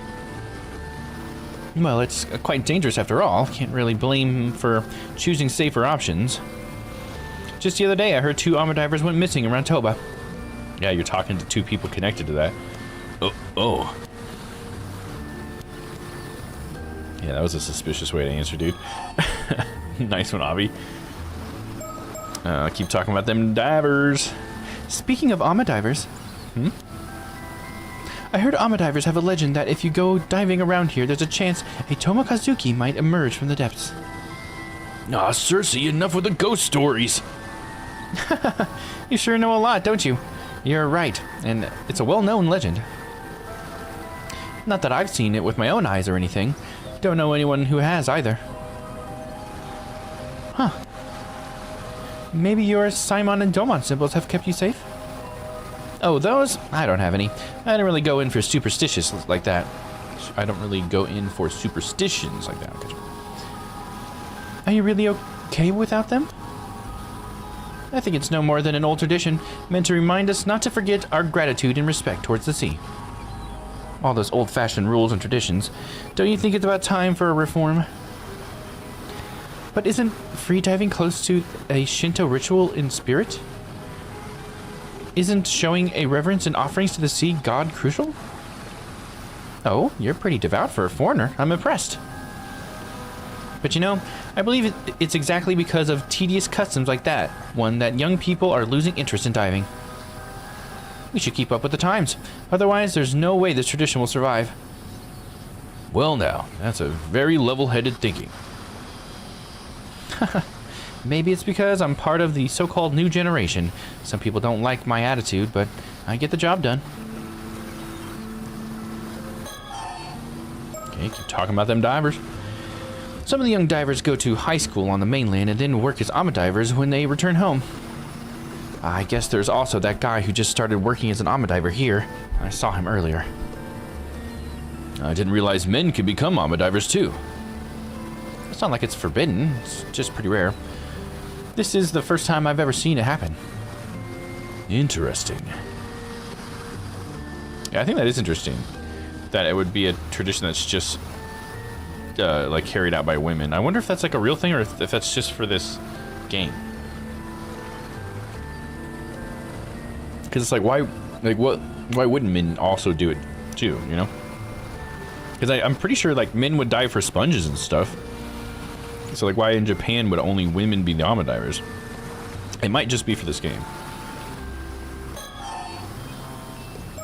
Let's try thinking again. Come to think of it, completely forgot about the still-tide mirror that Ikoma told us to look for.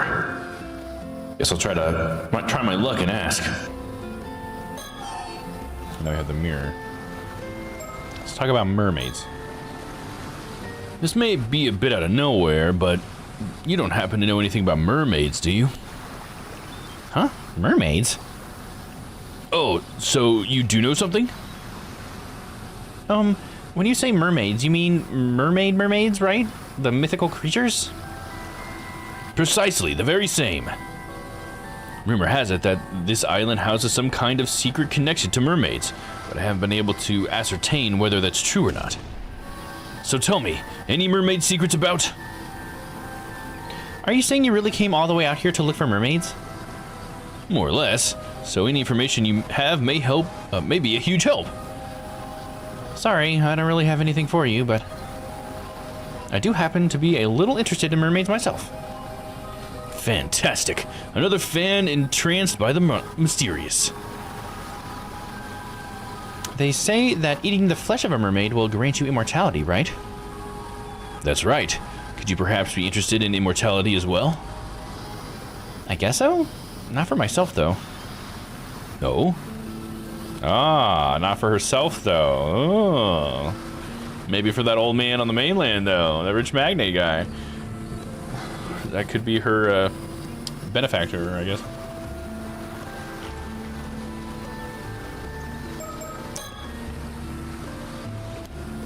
Okay, it's still about the mirror, okay.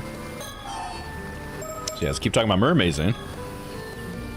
So you mentioned that this island has some sort of connection to mermaids? More than just a little interested, are you? Well, in fact, right here in Issei Bay, there used to be. Wow, so mermaids used to live on this Taishima place? So you think there may still be some clues here in Karamashima that will lead you to the mermaids of Ryugu? Nail on the head, and right on the button. Unfortunately, I can't say that I've heard any mermaid stories on the island before. A pity. That's all we got there. Let's ask about the mirror, I guess. Oh, right, I just remembered. There is a particular mirror on this island that we're looking for. Do you happen to know anything about that? A mirror, you say? Well, you've come to the right woman. Oh, you know it. Luck's finally on our side. Could it be that you're talking about this? Ta-da! Goodness, that's the cutest mirror I've ever seen. This is the famous Kamishima souvenir, the Kamishimaru hand mirror. I had no idea it'd become so famous. No way. Could this be the still tide mirror? Definitely not. Right. Oh, this isn't the one you're after? Ah, well, since you seem to have taken a liking to it, I'd still love to let you have it. Consider it a memento for our meeting today. Well, really? Lucky me.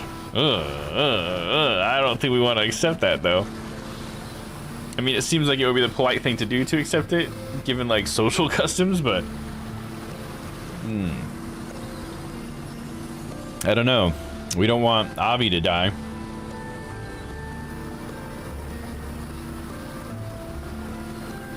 I'm gonna decline. That seems like the safest thing to do. Using my in-game knowledge, I know we should decline. Actually, I changed my mind. I don't need it after all. You sure? It's free, you know. Well, when you put it like that, strongly decline. No, I'm sure. I absolutely decline. Okay, sure. If you feel that strongly about it, I won't press you. Anyway, what we're looking for is actually a bronze mirror. A bronze mirror? You mean the type you'd see in history books? Yeah, probably. Something like that. No, I can't say I know anything about that. Shame. Alright, we can keep talking about the mirror. I never heard of anything about a bronze mirror on this island. Okay, that's it. Now, Made Minakuchi. Hey there, Lokester. What's up, puppy dog? You been laid down, pup? You made your bed? Good boy. Oh, right. Actually, there's someone we're looking for on this island. Would you mind if we asked you about them? Sure. Who is it? A woman named Made Minakuchi. See? That's exactly how everyone else around here has been reacting when we ask about her. No, it's just... I'm sorry, but that woman died in an accident at sea 5 years ago. Ah, yes. We are well aware that she has passed away. Huh? Then why do you ask? Did she leave anything behind? Or was there perhaps someone who was close to her? Anything like that? Sorry, I've got no idea. Nobody on this island really knew her. Although her son has just returned to the island. Actually, the guy I was talking about earlier, the new Amadiver, that's her son. Her son, you say? Now it's getting interesting. We'd certainly like to meet him. Do you know where he is? Sorry, no idea. But he's gotta be somewhere around the island. His name is Yuza Minakuchi. I'll give you his home address. You might find him there. Wow, thank you. This is invaluable information. Keep talking about Made. By the way, you wouldn't happen to know why everyone is frantically dodging our questions about Made Minakuchi, would you? Was she such a terrible person? It's something people don't really like to talk about. She didn't fit in much with the other islanders. No one knew much about her, either. Why are you so interested in her anyway? Well, this is kind of a secret, but it seems that Made Minakuchi has some sort of connection to the mermaids. Huh? You don't say. I see, so that's why. Oh? Did you remember something? Not really. It's just that I always thought she was a little off. Almost as though she wasn't actually human. I wonder if that's going to come up, because people have said that a lot, but she is human, though. As far as we know, she's just a descendant of Taichima. What? Hey, could she also be a mermaid? I don't know. Because there was supposed to be a mermaid that went on land, like she did something to where she had legs. You know, like Little Mermaid style or whatever, but I don't know. Could just be a bit of a red herring or something. Make you think. So you're saying Made might not have been human after all? That she was actually a mermaid? Huh? No way. I was just joking. She was kind of weird, sure, but a mermaid? That's a bit far-fetched, don't you think? Right. Okay, let's do a little thinking. Learning about Made Minakuchi's son is huge. That alone was worth coming here for. Let's talk to Cersei. Oh, we need to look at Cersei. Who would have thought? Seems like just bluntly calling out to her was the best approach after all. The image of a polite and reserved The image of a polite and reserved Japan I've been holding onto for so long is starting to falter. She's the most approachable of all the people we've talked to by far. Maybe this time we'll actually learn something.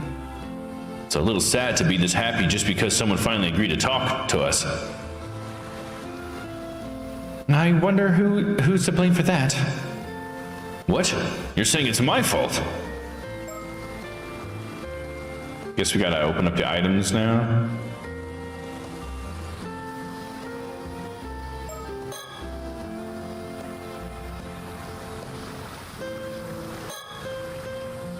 Mr. Koma's business card. Figured I might be able to use it later, so I held on to it. The Tometebako, sacred treasure of the mermaids. I haven't had the courage to open it yet.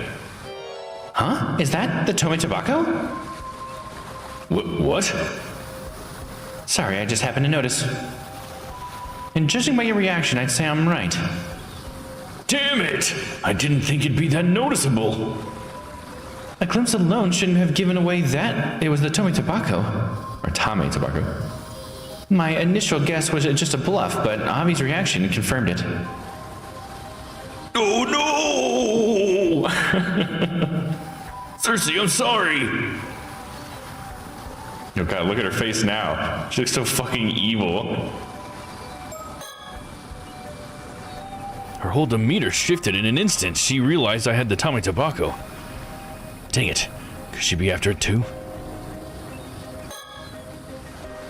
Kikuko, why the interest in the Tame-tebako? It's some kind of ancient mermaid treasure, right? My, you're well informed. Would you be willing to hand it over to me? I'll make sure it's worth your while. Huh? You see, I know someone who's ridiculously rich and in search of eternal life. He'd be willing to pay a small fortune for that thing. He'll offer the kind of money you probably only get once in a lifetime. So what do you say? Whoa, slow down. Avi? Much more than some third-rate rider like yourself could earn in a lifetime. I don't know what you could possibly need with a Tame-tebako for anyway, but wouldn't you like to move up in the world? I believe I understand your offer, Kikuko. But my answer is no, not a chance, no way, no how.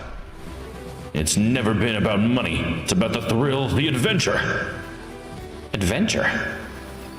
Exactly. Embarking on a journey to Oh, sorry, I've been in the thought voice for too long. I forgot. My bad. Exactly. Embarking on a journey to unravel the secret of the mermaid's immortality. What better adventure could a man ask for? You may call me a romantic, but that's what I am, an adventurer at heart. You've totally lost me. You're throwing this chance away for some childish adventure? You wouldn't understand. I'd put my life on the line to find a mermaid. I'm not handing over the box. I see. Seems like there's no reasoning with you. It'd be so much easier if you had it. Huh? Yeah, the mirror, right? Why'd you have to refuse the mirror? This would have been so much easier. Ha ha! I outwitted her in the same scene. Huh? Oh, the mirror? I don't know. It just felt like the right thing to do. Why do you ask? Are things not going as planned? I'm not sure what's going on, but I feel like we might have just narrowly escaped danger. Sounds like if we had that mirror on us, she would have been able to steal the Tame Tobacco. I'd like to get more information out of her, but seems as though she's plotting something.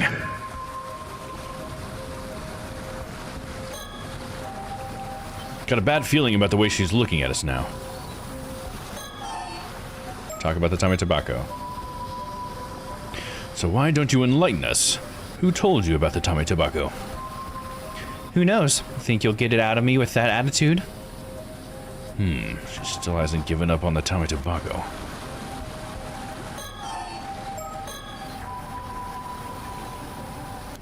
That's it? Okay, she's gonna keep saying the same thing. There's something else I need to do. Try thinking again. There's no doubt about it. Kikuko wants to take the Tame Tobacco from us. But even so, the Tame Tobacco won't grant immortality without the flesh of a mermaid. If she has any other information about mermaids, we need it.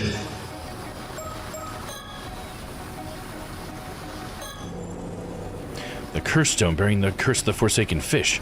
Should I really be carrying this around? Throw it away. I don't want to throw it away. Why the fuck would we throw it away?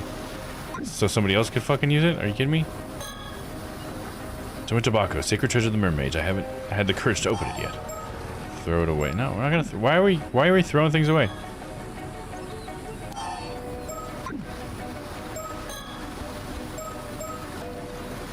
Maybe I need to talk to Cersei. Cersei's on high alert. Supernatural may be involved here. Avi, focus. I need you to listen to me without taking your eyes off Kikuko. Huh? Oh, got it. I'm pretty sure she has a curse stone. What? What's this all about? I couldn't tell right away, because it was masked with a heavy veil of cursed energy that's all over this island, but on closer inspection, the cursed stone's aura is impossible to conceal. Huh? Sorry, I don't know what you're talking about. What if the condition to activate her curse was holding on to those mirrors? Then we can relax, right? The condition isn't met. Well, only if the mirror was all there was to it. As long as we don't know for sure what the condition is, we need to stay on high alert.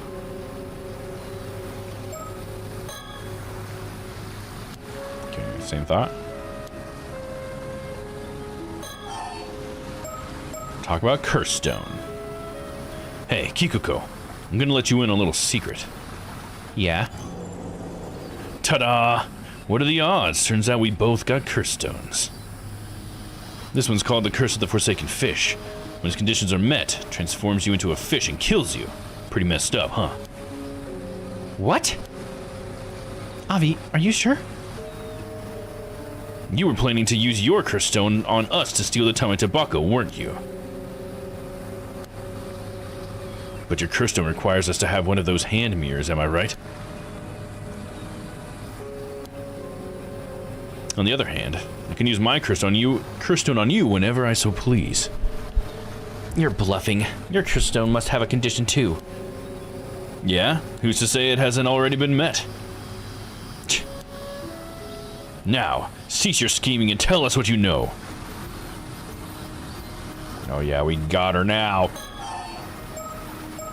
We can still talk about the curse stone though. Do you really have to resolve to kill someone with a curse? Well, I'm not exactly keen on it, but I am prepared to defend my life if necessary. Really? I wasn't expecting that from such a kind gentleman. You look like you wouldn't hurt a fly. Indeed, my heart is pure, but trust me, I'm quite capable. Experience has hardened my resolve. You're saying you've actually used it before? At this point, what difference does one more death to the tally make? My hands are already stained. Damn, so you're a proper criminal. Maybe I should report you to the cops. Be my guest. I wonder which is faster, my curse or your phone call. What about your lady friend? Well, are you okay with this? I'm afraid there's no restraining Avi. I'm pretty much given up on him at this point. So it would be great if you could just give up and hand over the curse stone. What the fuck is this? You guys are absolutely insane. Ah, come on now. I think you can agree that we both have our issues. Good. We're at a stalemate. Now I can try to extract some more information out of her. Good job, Cersei. Making her believe I've lost it. Very convincing. I don't think she was pretending on that there, Avi, dude. Actually, maybe a little too convincing? Does she really think I'm that crazy? Whatever. I've got more important things to focus on now. I really like Avi, dude. He's such a funny character. And having Cersei as like the straight man with him is great. And we can look at the surroundings again. What on earth? It feels like the air completely shifted. Even the waves look heavy with tension. Look around again. All of a sudden, someone's gonna pop up right fucking next to us. All of a sudden, Mr. Wakamura's there. He's probably been the most terrifying one to just find all of a sudden. I've got a bad feeling about this. Maybe we should retreat. Even if we did, we'd always be looking over our shoulders, afraid she might come after us. Then we need to get her to surrender somehow. Ideally, we take away the curse stone too. Yeah. So what kind of curse do you possess? Dunno. Don't care. Ah, come on, not even a hint. We, on the other hand, have laid pretty much all of our cards on the table already. Huh? What are you talking about? Who would do such a reckless thing? Only Avi, dude. Alright, look, seems like you're just as dead set on the Tame Tobacco as I am. This standoff won't get us anywhere. Why don't you tell us your motivation? Maybe we'll be able to find a compromise. Compromise? Say, for example, if granting your wish were to stir the spirit of adventure within me. I cannot hand over the Tame Tobacco, but perhaps I'd be willing to let you borrow its power of immortality. I've got no romantic tale for you. I told you, I just want to get that rich person what he's looking for so he can see how important I am to him. That's all there is to it. No, important you say. How is that? Because I'm his illegitimate child. Ah, so it wasn't Tsukasa. Okay, because Wakamura thought that Tsukasa was the illegitimate child, but it's actually Kikuko. Okay. Oof. But he simply refuses to admit it. Whatever I do, he won't even acknowledge my existence.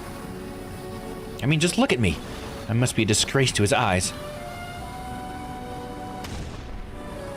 But a woman like me shouldn't be wasting her life away on some backwater island. I was born of noble blood. I wasn't meant to rot in this miserable place. Yet he cast me aside and refuses to even acknowledge my existence. It's humiliating. So your father's some rich man? Yeah. There's hardly anyone in Ise Shima who doesn't know the name Yoshiatsu Yamashina. It's a noble bloodline stretching back centuries, and here I am stuck in this wretched life. Yamashina, eh? I've done everything in my power to earn his recognition. I gave it my all to make it in this big city, and for what? Nothing. I tried. I tried, worked out. Wait, nothing. Oh, sorry, nothing I tried. Nothing I tried worked out. In the end, I had to come crawling back to this island trying to make ends meet as an Ama diver. But I still kept telling myself that someday, somehow. I see. So you figured that since Yamashina is seeking immortality, you could leverage the box to get what you want at the same time. Yeah. I used to work at this small company. The young CEO of the place is basically Yamashina's protege. Oh, she used to work for Ikoma.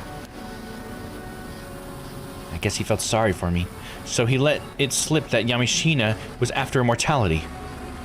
Interesting. And was he the one who told you about the curse stone and the Tametabako as well? Yeah.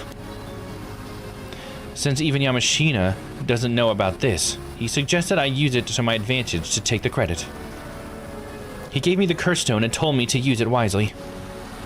Originally, I had planned on offering something different to Yamashina, but now that I've got a chance for the Tametabako, that's my best option. Oh, how intriguing. So you wanted to trade the Tametabako for Yamashina's recognition? That's right, see? I knew you were never going to find a compromise. I knew we were never going to find a compromise. True, it's a compelling story, but it's missing a certain adventurous allure. That company president you mentioned, how come he knew about the Tametabako and the curse stone? Just who exactly is he? I was wondering the same thing. Of course you were. He's an incredible person after all. Mr. Kipe Ikoma is an amazing man. And it's thanks to him I got a chance to make my dream come true. Oh. Did you say Ikoma? Oh man, I bet she'd be pissed to know that it was because of Ikoma's help that we were able to get the Tametabako. Think, Gabi, think. There are 3 things that have utmost priority right now. 1, above all else, make it out alive without triggering her curse conditions. 2, get a hold of her curse stone. Leaving it with her is much too risky. 3, get her to give up the Tametabako and surrender to us. Give up on the Tametabako. And if she has any information about mermaids, we need to get that out of her too. I guess that's 4 things. Anyway, I need to extract whatever information I can while we're locked in conversation.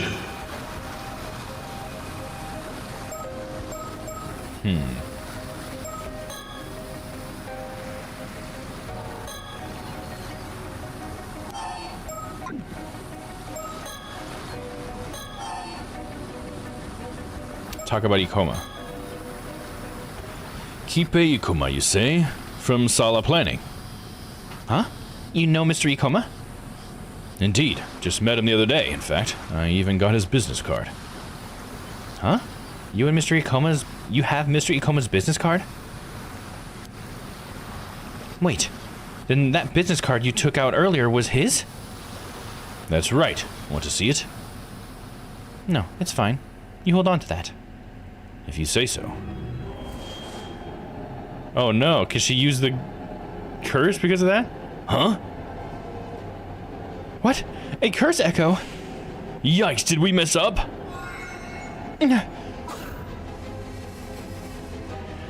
Placas Astari, guide his path and with thy merciful hand protect him. Why? You have Mr. Ikoma's business card. The conditions should have been met. So why? Yikes, I thought I was done for. You were. I'm sorry. All I can do is delay the curse. I can't dispel it. It's going to take in effect in about 1 minute, so you need to do something before then. Huh? Like what? A curse is dispelled by eliminating its caster. What comes next is up to you. What? Eliminate? Why do I have to keep doing this? Shoki could go into the ocean. Aw, damn it, I refuse to die here!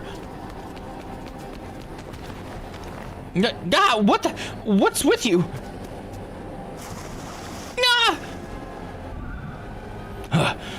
She fell into the water. It's now or never. Dude, fuck her. She killed so many people.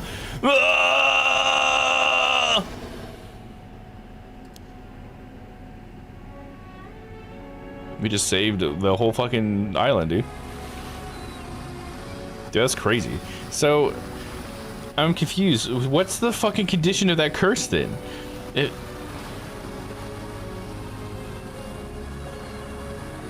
Is it like Mr. Ikoma touched all of those things, so it has to be just something that he's touched? Like, as long as they both touch the same thing, then they can trigger the curse? Dude, that's crazy. So it has nothing to do with the reflection part, because I was thinking it was the reflection. Weird. I retrieved the curse stone from the ocean. Are you alright, Avi? Well, I barely made it out alive, but I can't say I feel particularly good about it.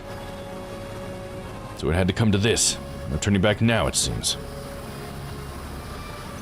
This is what happens when you deal with curses. They might turn back on you at any moment. You should be prepared for that. Understood. So what about the curse stone? What's it like? Yeah, about that. Huh? A bronze mirror? It's the mirror? The mirror itself is the curse stone? Interesting.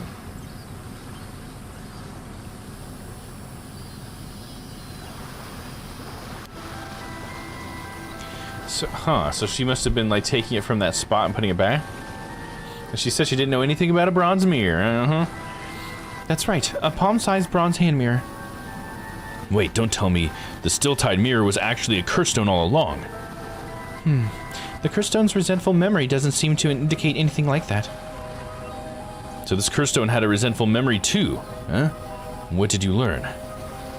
There's so much information, it's hard to make sense of it. Here, take a look for yourself. Don't just toss it like that. It's a curse stone, not a baseball. So you're not gonna look? Of course I am. Let's see. Whoa, so this is the real deal. Oh, a mermaid. There's a mermaid on it. Biography of Tomoshige. 1. Tira no Tomoshige's early life. Tira no Tomoshige was born as the son of Tira no Kiramori's younger brother, Yorimori. In the latter half of the Heian period, at the height of the Tira clan's power. Although his father, Yorimori, was the only child born of the official wife of Tira no Tadamori, part of the main lineage of the Tira clan, he maintained a differential attitude towards Kiyomori, a stance that made Tomoshige regard him with contempt and fueled his ambition to one day stand at the head of the Tira clan. He also believed himself to be the rightful heir to Nukemaru, a famous sword that was his father's and inherited as part of his birthright. 2. Sato, the girl from Kusawa village. So yeah, because I think this is the... what's his name? I just read it. Tomoshige has something to do with Sato. That was the samurai guy. There was a connection I was talking about earlier. Okay. At around the same time, Sato was living a simple life in Kusawa village, the place of her birth. One day, she happened to encounter a visiting Onimoji and was offered the chance to work at the bureau of Onmyo in Kyoto. Sato readily accepted, having always felt out of place in the village due to her faint spirit sense, and left Kusawa to work in the bureau of Onmyo as a maidservant. At the end of a certain year, Tira no Kiramori's daughter, Noriko, gave birth to the imperial prince. Although Tomoshige visited the palace with his father to celebrate the birth, he soon grew bored with the proceedings and left, only to encounter Sato, who was attending to odd jobs nearby. Tomoshige was intrigued by Sato, who made no attempts to curry favor with him and whose thoughts he found difficult to read, and he frequently visited her from then on. Not yet having an official wife, it was not uncommon for Tomoshige to spend his time on dalliances with women, with Sato being the latest among them. However, as their interactions continued, he found himself becoming particularly drawn to her. He eventually had a pair of bronze hand mirrors made and gifted one to her, telling her to carry it with her at all times as a sign of their vow to each other. So she did like him. At first it didn't sound like she liked him very much, but Interesting. And so there were 2 hand mirrors then, so this might not be the same one. The fall of the Tira clan. In 1185, the Tira clan was defeated at the Battle of Dan no Ura, spelling its ruin. Tomoshige, who had fled from place to place as if to desperately avert his eyes from the Tira clan's decline, ultimately did not participate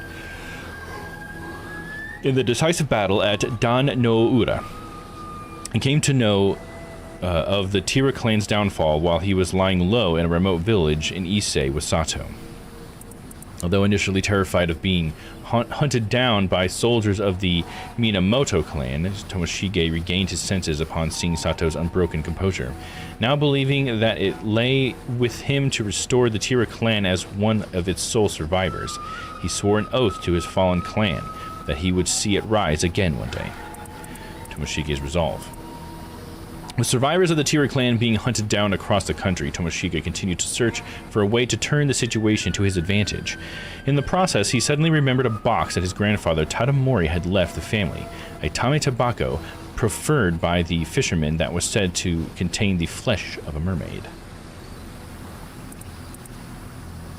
Although Tadamori had refused to accept it, a member of the clan had secretly hidden it in a storehouse back in their homeland. Sorry. Sometimes reading text, I think, just makes me like sleepy, so I yawn a lot. Because I'm sure you guys have seen, I've been drinking a Nos this whole time, and yet reading still does this to me. It's so weird. It was said that eating mermaid flesh would grant eternal life to whoever ate it. However, legend also had it that the meat was highly poisonous, with even a small bite being fatal. No one had wanted to eat it as a result, and it had ended up forgotten in the years went by.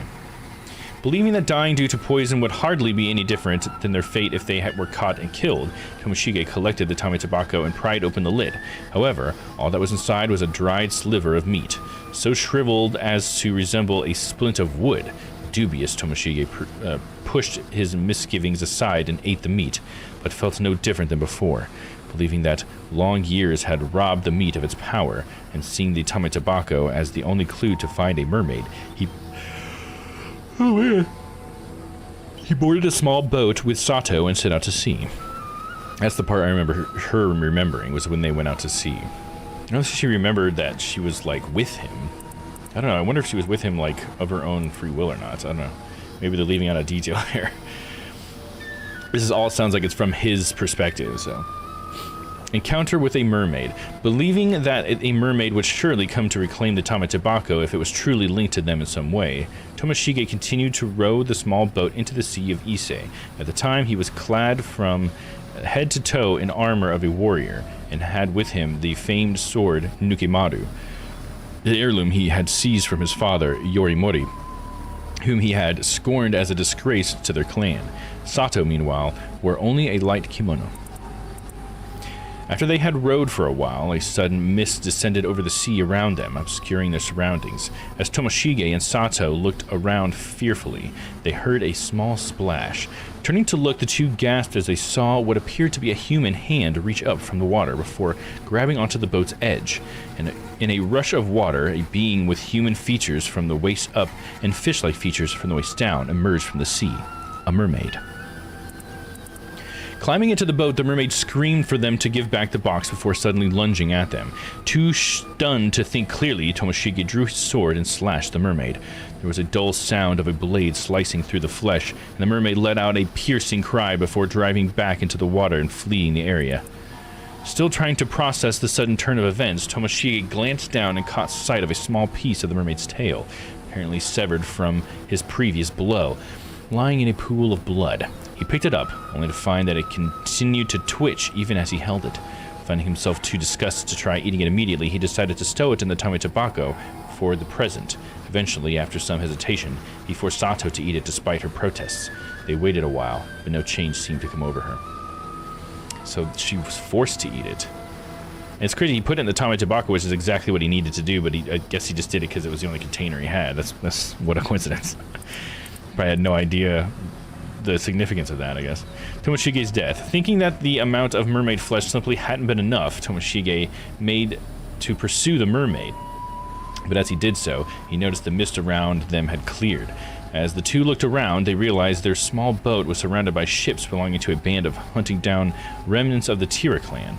Alarmed, they tried to flee, but with their attackers pressing in on them from all sides, were unable to find any means of escape. Amidst the chaos, Sato was struck in the head by an arrow and fell into the sea. Tomoshige, still determined to retaliate, continued to frantically resist with his sword. However, he was vastly outnumbered and, unable to break through his attacker's ranks, was ultimately cut down in a single stroke. On the brink of death, Tomoshige's gaze fell on the crest worn by his pursuers.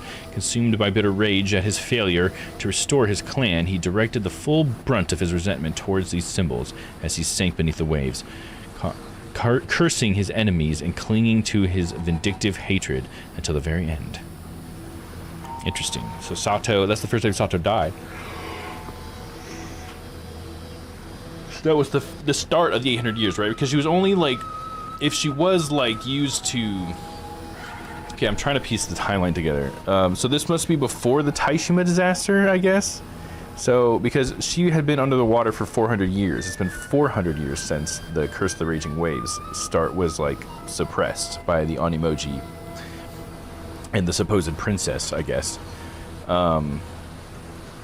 So Sato. This was the beginning, though, because there must have been 400 years before that happened, because Sato was about to die.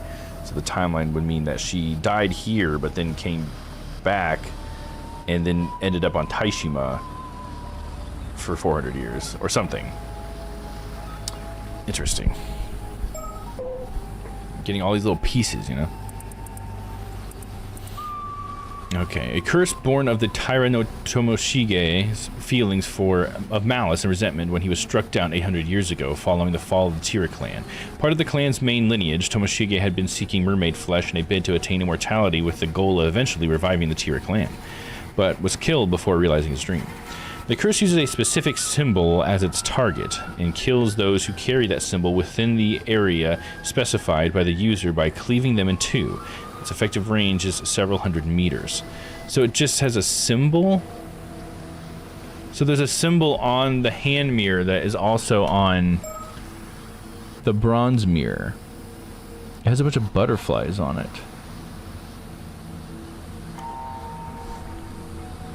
Is the Kameshimaru somehow the symbol? I don't see a turtle on there anywhere, though.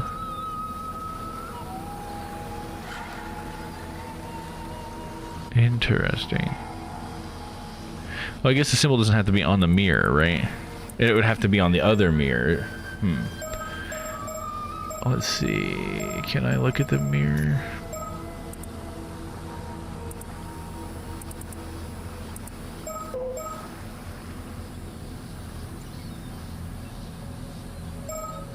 I mean, that's all that's on the mirror, right? It's just a Kameshimaru.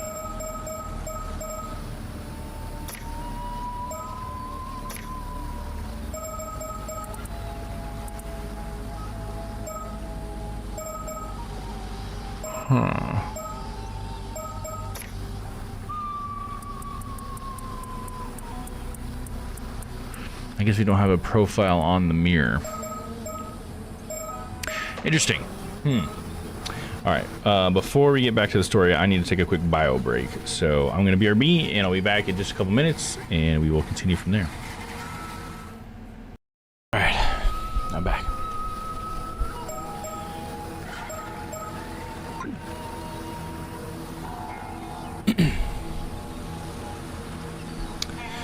So this is the curse of the Tira no Tomoshige that grew over 800 years long. Wait, that grew over 800 long years. Tira no Tomoshige? Never heard of him. Is it Tira or it's probably Taira? T-A-I-R-A. Taira? Taira. I guess I'll go with that. I don't know. I'm probably butchering half these words. He wasn't exactly what you'd call a historically important figure, even within the Heike. Seems that he sought out the mermaid's power of immortality to restore the Heike, but his pursuit ended in failure. That resentment, it must have dwelled within the Tomoshige's bronze mirror, eventually turning it into a curse stone. Most likely. Oh, it's that symbol. Okay. Then the symbol on the hand mirror and the business card were the true curse target. Interesting. So that's the people who were hunting down the Tira clan used that symbol then. So that's what it was. If only we'd realized it sooner. Huh, so I could do the scene again, but throw that away, right? Because you have to be like touching it, or can you throw it away and I'm not touching it, so you can't get me anymore. Well, what's done is done. Don't be too hard on yourself. Kikuko mentioned she got her curse stone from Ikoma, right? Exactly. To think that slippery snake was sneaky enough to put the curse markers on his own business cards. That Ikoma guy's seriously dangerous. That was way too close. Good thing we were cautious, especially since it seems he's after the Tamatabako too. Yeah, seems like working without him turned out to be the right call. Yeah. Although he may grow suspicious if we can't contact Kikuko anymore. Considering he's after the Tamatabako, there's a chance he might still chase after us. We need to keep our guard up. I think it's safe to assume he already knows about Miss Somikawa and the Tamatabako. I do wonder why he told us to look for the still-tied mirror, too. Well, it's not this mirror, and we've got no reason to follow his orders anyway. I'd rather try to find out more about the mermaid as soon as possible. You're right. We didn't learn anything from Kikuko. Looks like we've got no choice but to continue our investigation on this island, shall we? I mean, I think we did learn something from her. I wonder if I can make a branch here by throwing that thing away. Could you hold on for a moment? Her name was Red, so I'm assuming it's Yumiko? Huh? Someone's there. Yep. Ah! You! It's funny how she always like, oh, I'm just a little housemaid or whatever. Housewife. Oh yeah, see, there's still a thing to do in possessions where we throw the business card away. I want to do that really quick since we're here. I want to see what happens there.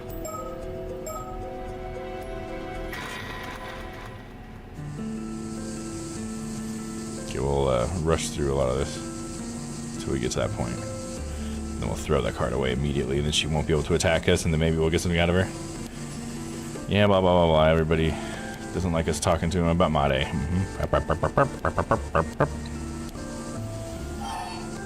Let's go to the jetty. To the jetty! Oh, my.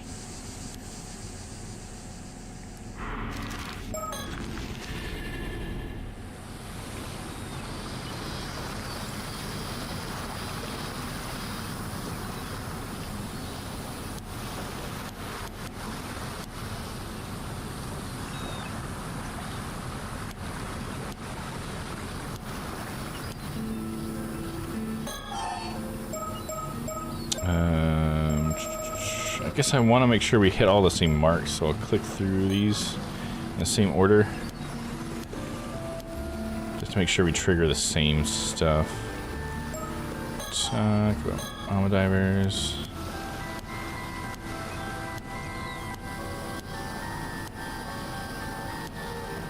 Talking about the Simon and Domon symbols. She's like, ah, it's just silly superstitious stuff. Make sure we do our thinking. Alma divers.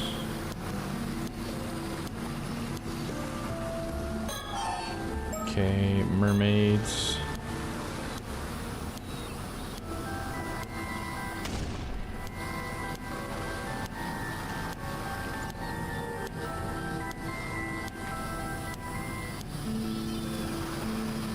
I guess they make it so that they can throw any of the items away because that doesn't, like, scream that you should throw one of them away for some reason, I guess. It'd be weird to throw the Tome Tobacco away because then wouldn't Kikuko just immediately pick it up like, oh, sweet, thank God. And that's probably, like, leads to a bad ending, I assume.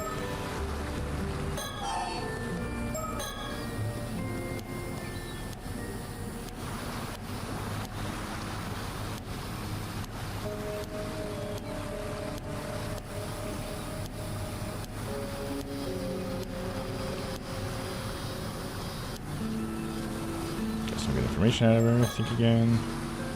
Still tied mirror. And then we asked about the mirror.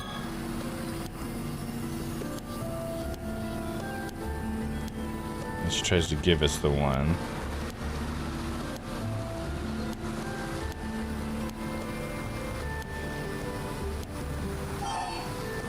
Decline. Strongly decline. Fuck you! I don't want your fucking mirror!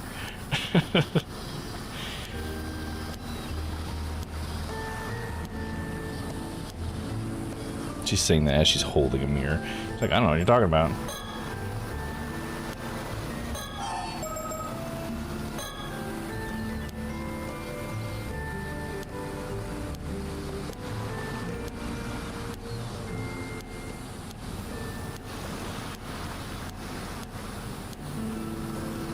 Okay. Should be close. Keep talking about Mare. Okay, that should be all of Mare. Then we can talk about the mirror again. We hit like a dead end with the conversation, and then I had to pull out the Tome Tobacco. So I think that's where we're at now. Yeah. So then items. Check out the business card. I can't throw it away yet. Gotta get the Tome Tobacco out. Pique your interest. Is that the Tome Tobacco?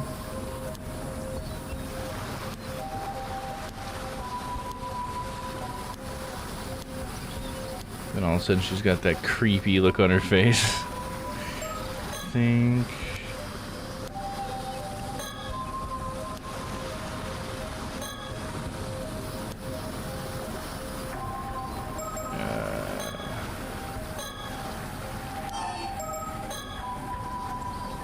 I don't see why I should get rid of it. Oh, I can't throw it away? Weird.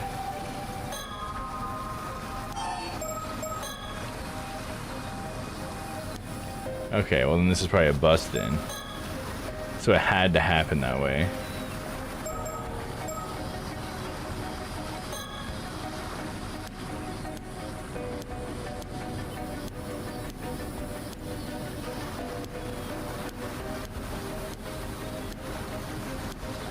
Maybe I'll try again after I talk to her a little bit more, when we know she works for him.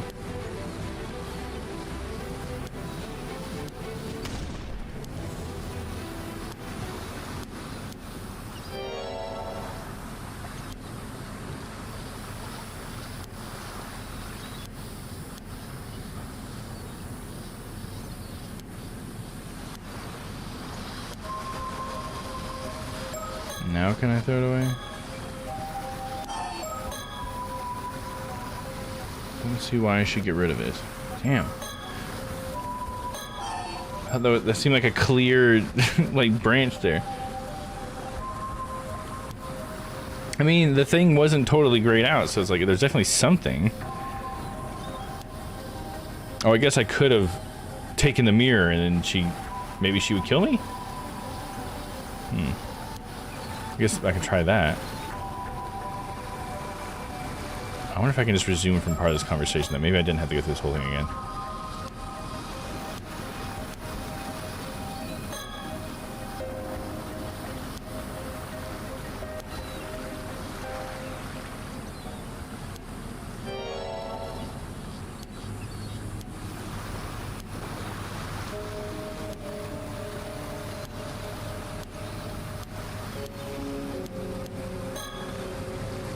Damn it, I didn't mean to cook that. Talk about the Tome Tobacco.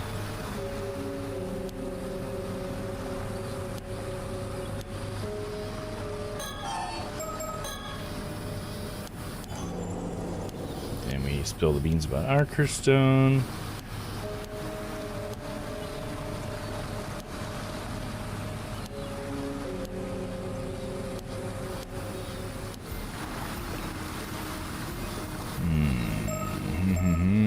Try it again. It's just like bothersome that it has this option if I can't actually use that. I can't say why, but I've got a bad feeling about this business card. Okay, we can throw it away. Maybe. I'll just sneakily toss it. Alright, I don't think anyone noticed. Okay, cool. Now we're on a new branch here now. Think. Yeah, okay, same thought.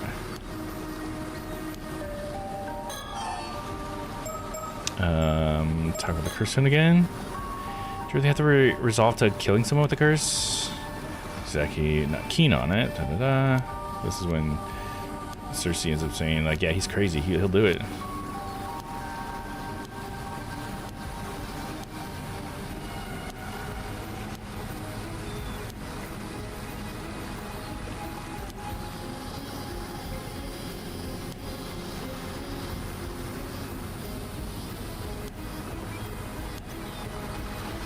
Okay, getting close to new stuff, I think. Keep talking with the curse stone. And a curse do you possess?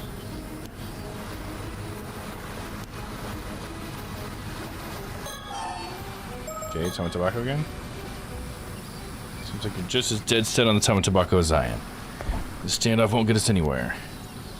Why don't you tell us your motivation? Maybe we'll be able to find the compromise. And then she tells us about how she works for Ikoma.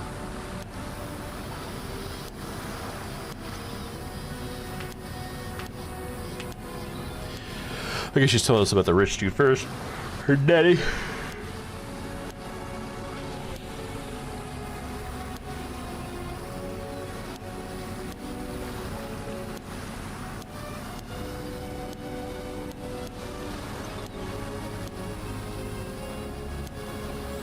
Yeah, she's talking about Ikoma now.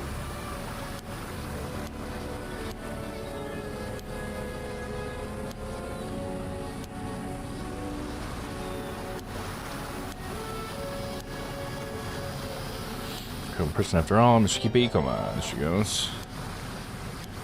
Oh, did you say Ikoma? Think. Oh, same thing. No doubt about it. She wants to take it from us. Okay. Hold on. Let me see items. Yeah, just making sure it's not there. Talk about the Tama Tobacco. Anything to hear? You must already know that the Tama Tobacco alone does not grant immortality. You also need the flesh of a mermaid. You wouldn't happen to know where to find that, would you? Tough luck. I hear that Yamashina's already got his hands on some. Come again? Rumor has it, he came across a mermaid's dead body somewhere out at sea. I think it's actually someone who was cursed by the curse of the raging, or was it the fish? Forsaken fish?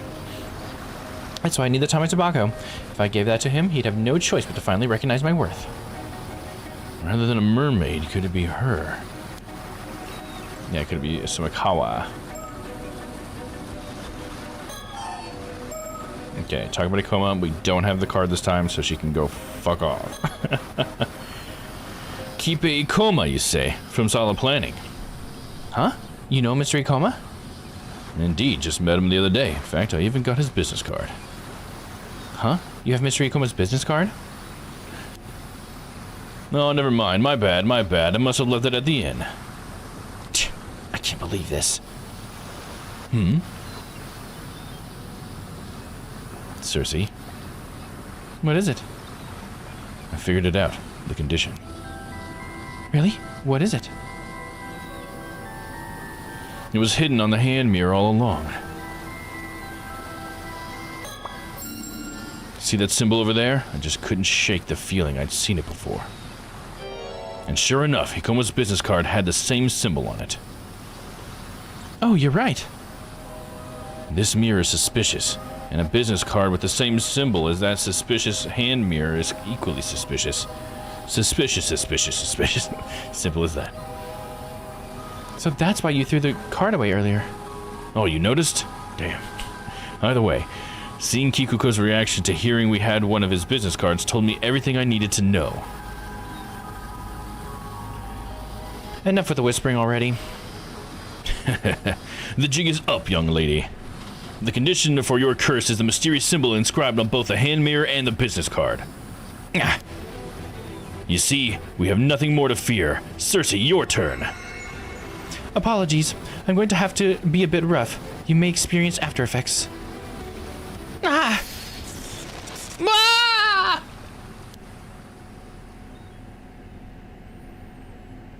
And so, we managed to apprehend Kikuko Tsusui. Apparently, Circe's binding spell weakens those untrained in her spiritual arts and causes them to fall into a dazed, almost intoxicated state. Before losing consciousness, Kikuko quietly surrendered and handed over the curse stone. Unfortunately, it appears she really knew nothing more about mermaids after all. She didn't have any idea how Ikoma came into possession of a curse stone either. To ensure she couldn't interfere any further, he restrained her at her home and made sure she would remain asleep for the time being. Much later that very night, we learned that Kikuko had planned to massacre the island's residents using the hand mirrors she distributed. By sheer coincidence, our actions had also prevented a mass slaughter.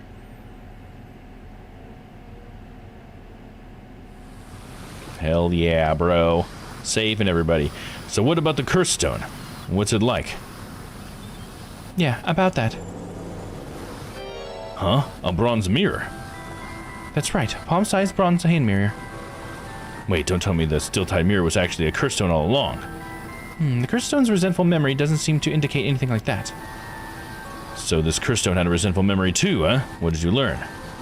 There's so much information it's hard to make sense of it. Here, take a look for yourself.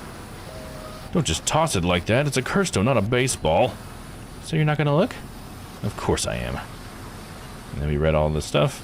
Let's see. Whoa, so this is the real deal. Oh, a mermaid. There's a mermaid on it. So this is the curse of the Taira no Tomoshige that grew over 600 or 800 long years. Where did the 6 come from? Taira no Tomoshige. Never heard of him. Isn't exactly what you'd call a historically important figure, even for in the Heike.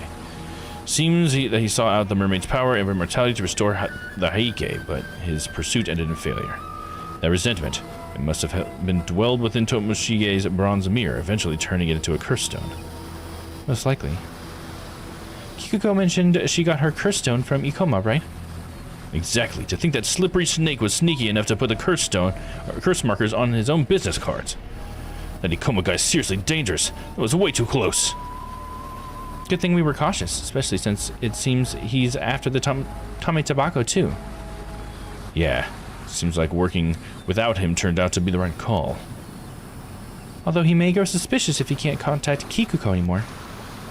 Considering he's after the Tame Tobacco, there's a chance he might still chase after us. We need to keep our guard up.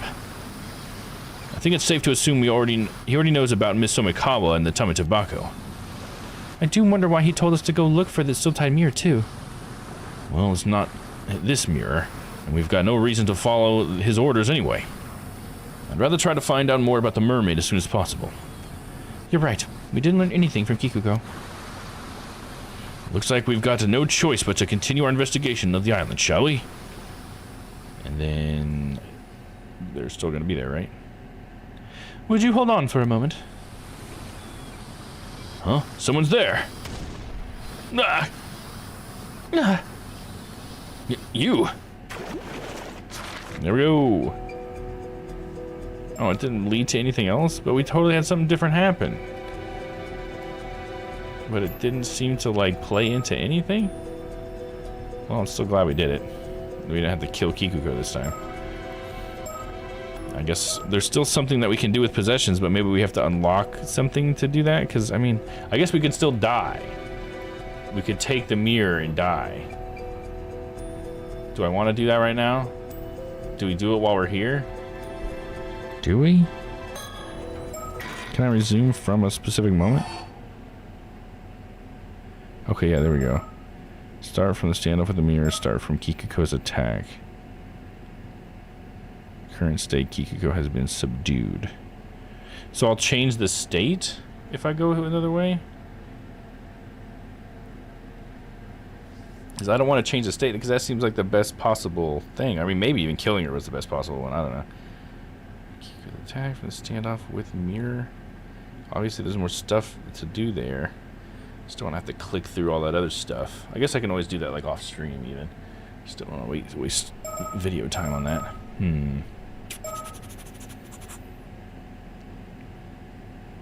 I guess we'll leave in its current state. Let's go do some more story stuff instead of rehashing the same thing over and over again. We can come back to that later. Let's do this one. Obsession. This is Yumiko Shiki's perspective. This might be the last one. Let's see, how long have I been going? 2.5 hours. Yeah, this one might end up being another half hour, so we'll probably end up trying to shut the stream down about 3 hours in. So this might be the last bit we get to do today, but we've gotten through quite a few things. Yeah, Yumiko believes the key to dispelling the curse of the raging waves lies in the curse of the Forsaken Fish Curse Stone. She arrives in Kamishima to trace the steps of the two foreigners.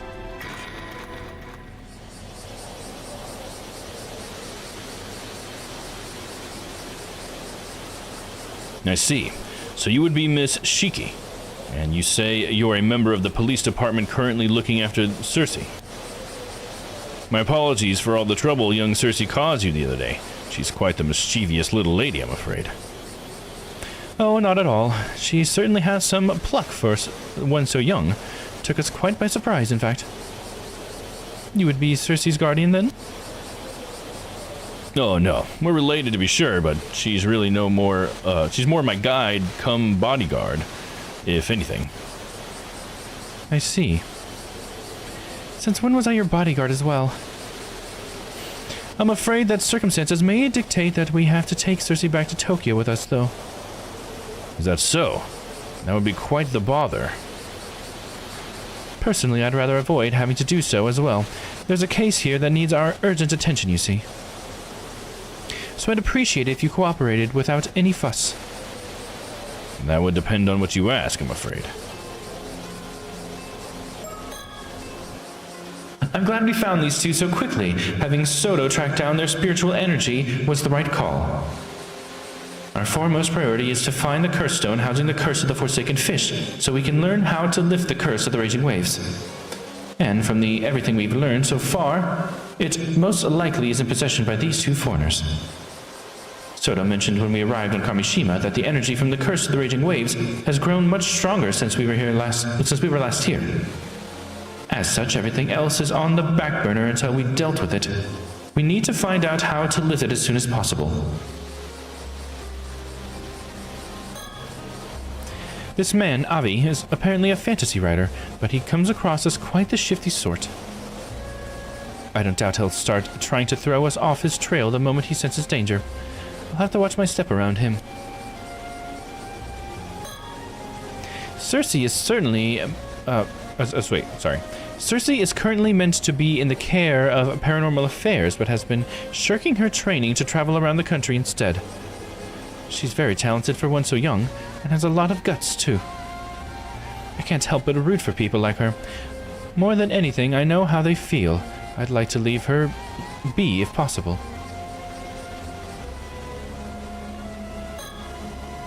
Soto is keeping a close eye on Avi and Cersei for me. It's thanks to his clear understanding of our respective roles that I can focus fully on the conversation at hand. We currently stand in front of the torii at the top of the hill. The elevation gives us a beautiful view of both the town and the bay. People were starting to gather at the jetty, so we decided to move our conversation here.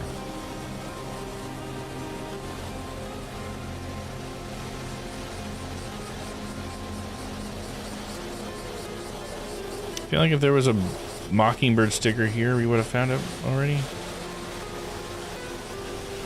Mockingbird. Ooh.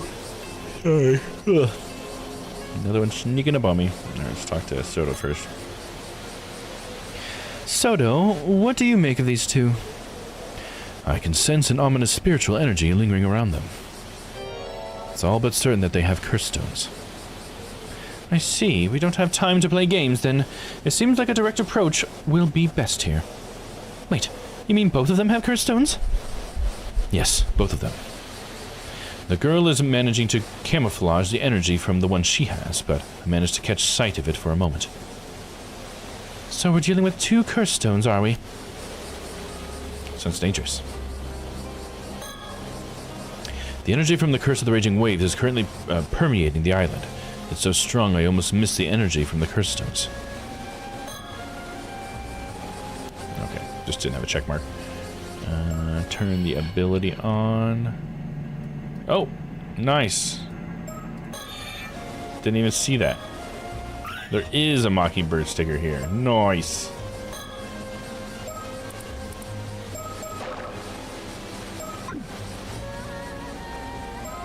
Anything else with C with the ability?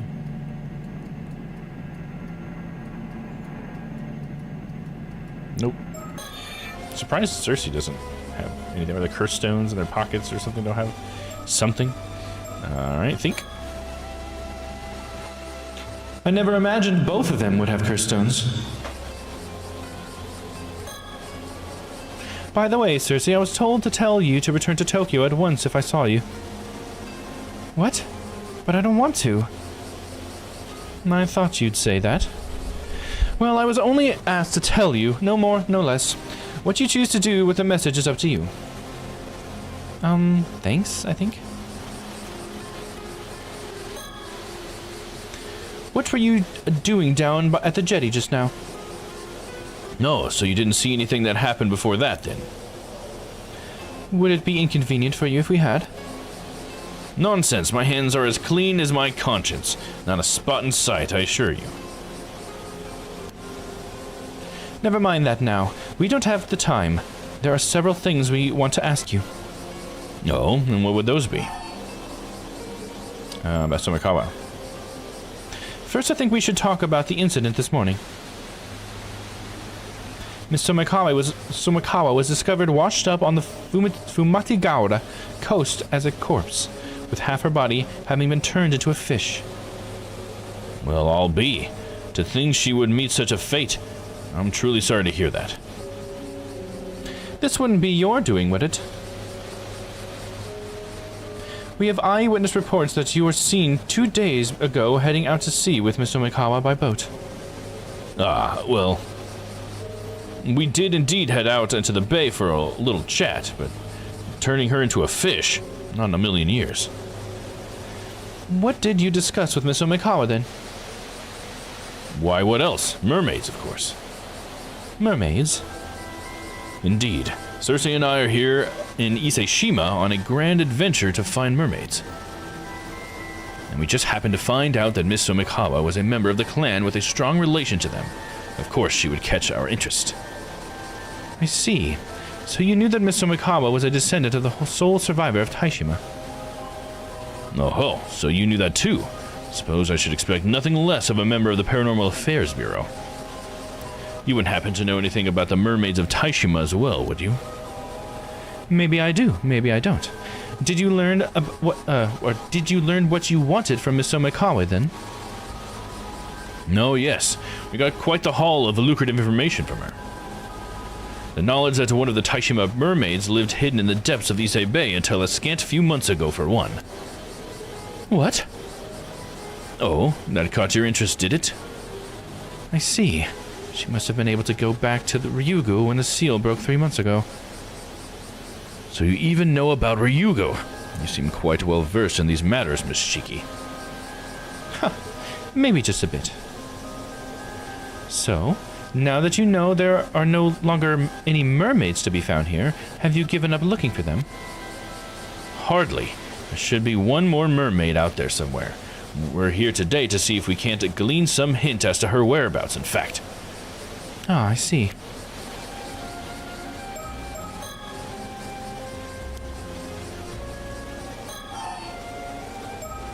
Keep asking about Sumikawa. Do you know what Miss Sumikawa did after you finished your talk? No, why would I? We parted ways immediately after we got back to the shore. Haven't the foggiest what happened to her after that. Where did you learn that Miss Sumikawa had a link to mermaids? I'm very sorry, but it's against my policy to reveal the identity of my informants. Is that so? Do you know what Miss Sumikawa did after you... Okay, that was the same thing. Okay, he's tight-lipped about it. Got it. About the curse stones. It's no use trying to play innocent. We know you have the curse stones housing the curse of the forsaken fish. What's that? A curse stone? Afraid I haven't the foggiest what you're on about. Avi, they already know. Just give up already. What's this? Stabbed in the back, and by my own kin, no less. How could you? Its spiritual energy is too powerful to hide. I can tell that man over there has already noticed it. Thank you for your help. You saved us quite a bit of trouble just now. Does that mean you'll let us go? I'm afraid we won't be able to just yet, no. After all, you have a curse stone as well, don't you? Yeah, I do. We ran into someone who was trying to use it earlier, so I took it off them. Is that so?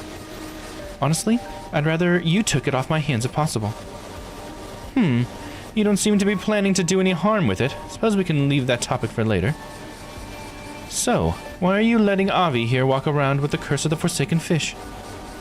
To let him live out his dreams, I suppose. I'm afraid that makes for a poor reason. All right, I admit it. It was all me. I didn't want to give it up, so I asked Cersei if I could hold on to it. I just couldn't let it go, not after learning it had such a close link to mermaids.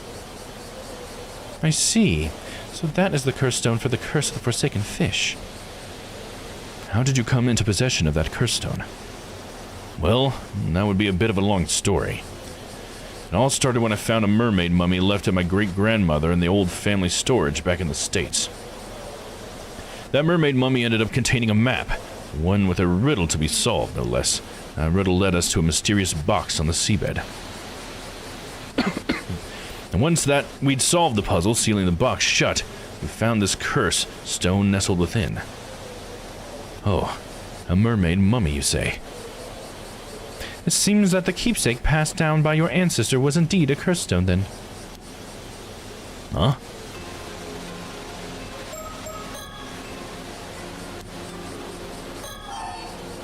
Let me try talking to Soto. So they found a map hidden within the mermaid mummy, and followed it to find a strange box on the seabed. Even if the mermaid mummy had remained in my family's possession, we may not have managed to uncover all the secrets it hid. Perhaps it's for the best the map passed onto their hands in the end. As much as I am reluctant to admit it, you may be right. Although I get the feeling that Avi will let it go to his head, so perhaps we should keep this to ourselves.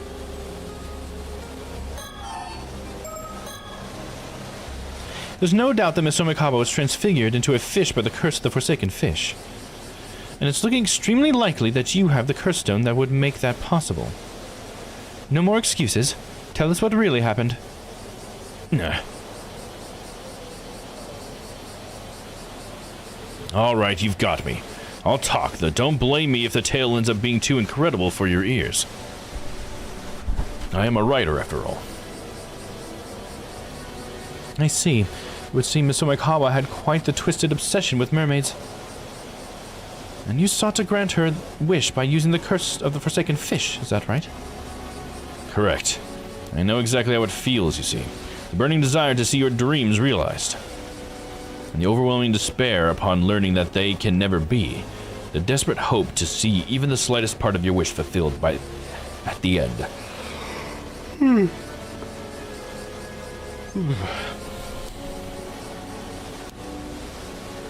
Perhaps that's why I couldn't ignore her wish. The wish to meet her end at the hands of a mermaid's curse. Hearing Miss Omikawa's fervent plea, and seeing her cast herself into the water like that, I knew this was the end she wanted for her tale, so I decided to grant it. An elegy for a woman bound by her lineage and consumed by her obsession. I see. I understand where you're coming from, and I can't say I don't sympathize with your feelings on the matter. The fact that she entered the water on her own accord must also be taken into account. I imagined it would have made rescuing her quite difficult. No, then you're willing to give me a pass, are you? I'm afraid that isn't my decision to make. Nah. Once you've finished your business on Kamishima, I imagine you'll have to come along with us to the office back in Tokyo. I'll do my best to see if some sort of arrangement can be reached, though. No. How kind of you. Good thing I thought to ask.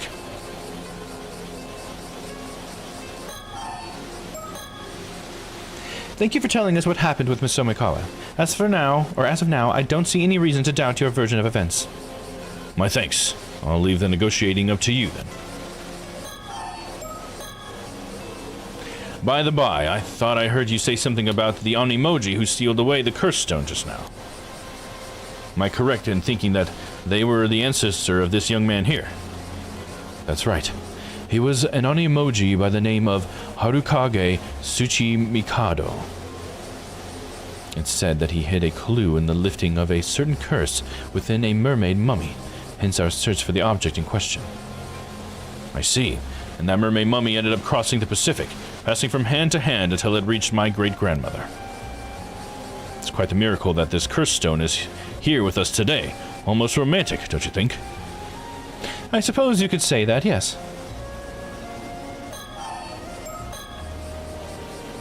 By the way, did you happen to glimpse the resentful memories contained within the curse stone?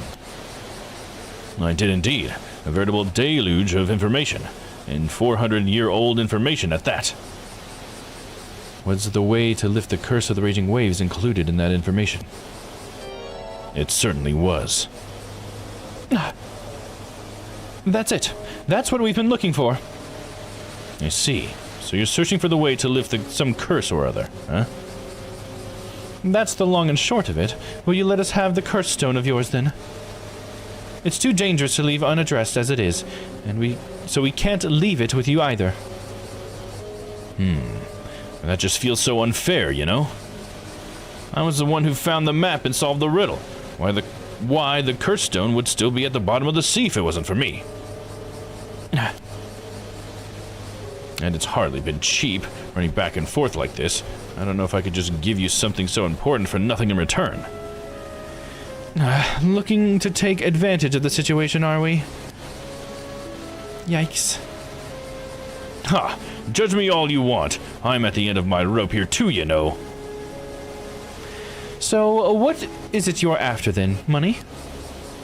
Well, first of all, I'd like you to turn a blind eye to the fact I used a curse stone. And I'd like you to spill the beans on any knowledge you have on mermaids as well. Turning a blind eye might be a bit much, I'm afraid. All I can promise there is an attempt to reach some sort of deal. In any case, we don't have time to mess around.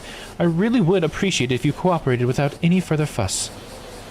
If you don't, we may end up having to get a bit rough. Oh ho, intimidation is it? But if you think your boorish threats scare me, think again. My trusty bodyguard here will. Sorry, but no, I don't feel well. And we're at a disadvantage here anyway. Ah, over before it even began. A wise decision, young lady. So that's your game, is it? Abusing your authority to seize the property of a defenseless, powerless civilian? State violence! State violence, I say! You do have a curse stone, though. I doubt anyone would object to use of force against an opponent carrying a lethal weapon. What? Seriously? This is really the end of the line, then. Well, if it's really just information on mermaids you want, I'm not opposed to telling you that much. Only within the bounds of what I know, though. Would that be acceptable? What, you mean it? Really? Huzzah! Now that's an offer I can't refuse. Consider this deal done and dusted. Ma'am? It's best if we can get this thing settled without a fuss. Besides, I don't think it should be a problem now.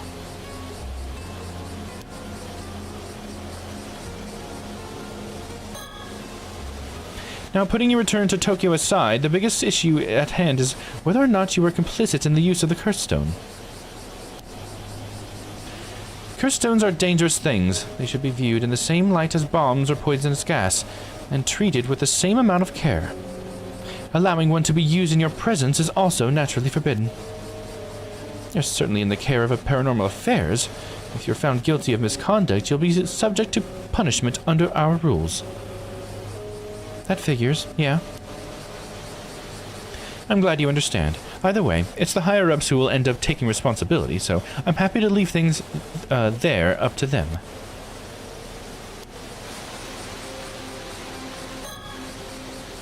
If you want to know what happened, ask Avi. I will, thank you.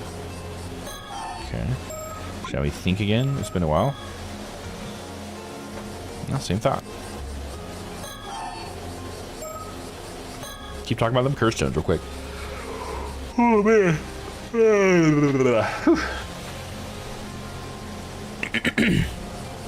I'll tell you what want to know about... Well, I'll tell you what you want to know about mermaids. And in exchange, you'll hand over the cursed stone. Do we have a deal? We do indeed. So, what is it you want to know about mermaids, then? Though I'd wager you're after the secret of immortality. Immortality? Oh no, all I want is to meet a real-life mermaid. 'Tis not but dreams and adventure that drive me. Really? That's it? Well, even if you had been after immortality, I doubt it would have been possible. What? You mean the legends about mermaids being able to grant immortality are false? They're not. I've encountered my fair share of people who have become immortal that way after all. There's even a word that these individuals, they're known... there's even a word for these individuals. They're known as 800-year immortals. 800-year immortals, eh? So they do exist. Incredible. What became of the third Taishima mermaid? What became of the third Taishima mermaid, then? The one known as Nagami. She hasn't returned to Ryugu, has she? She hasn't. Sobe is the only mermaid who returned to Ryugu in the end. Oh ho! So she's still out there somewhere, roaming the mortal world as we speak. You could say that, but you could also say that she's no longer here. What do you mean? Don't tell me she died. Well, that also wouldn't be entirely accurate. Oh. What is it, Circe? I think I've got it. Figured it out, have you? What? Really? What do you mean? Think back on what we have heard before. Before? Well, there's not much point in dragging it out, so I'll go ahead and tell you. The mermaid known as Nagami was sacrificed, was sealed underground, became human, or was mummified.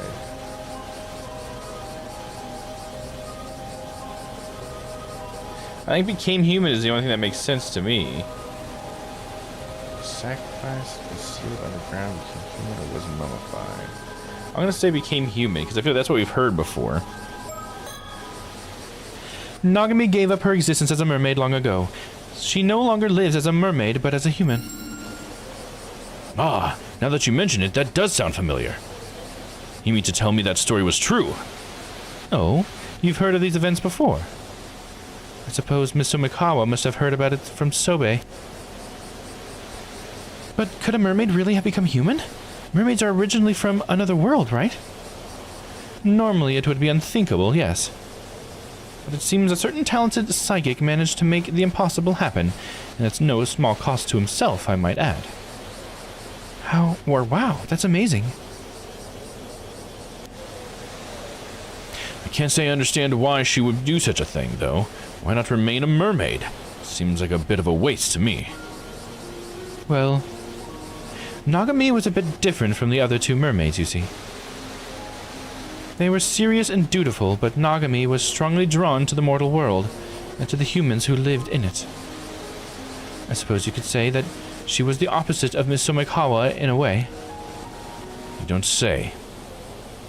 More than anything, it seems she was particularly drawn to the idea of becoming human, finding the person of her dreams and marrying them, of getting to be their bride.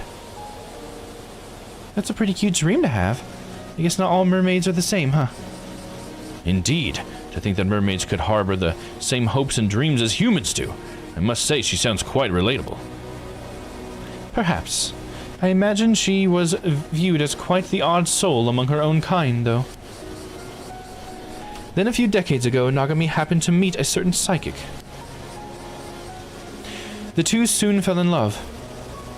And Nagami, who wanted more than anything else to become the man's wife, asked him if there was any way she could become human.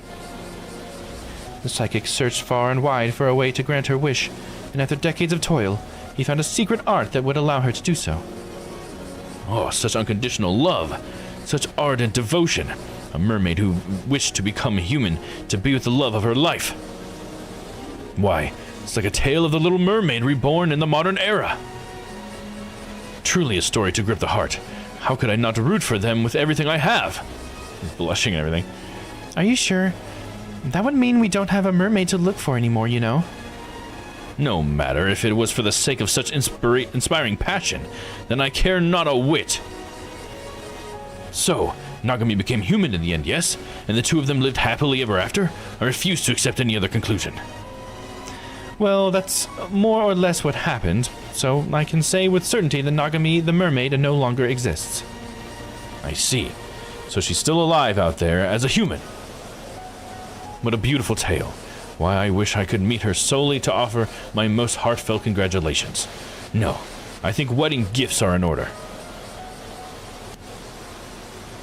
Avi seems to be enjoying himself, but this means there's no chance of us meeting a mermaid anymore, right?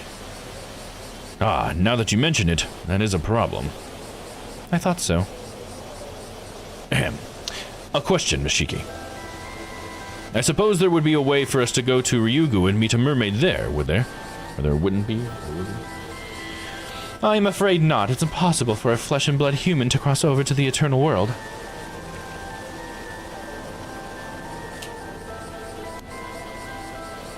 Indeed, you'd have to be dead to have any chance of getting there.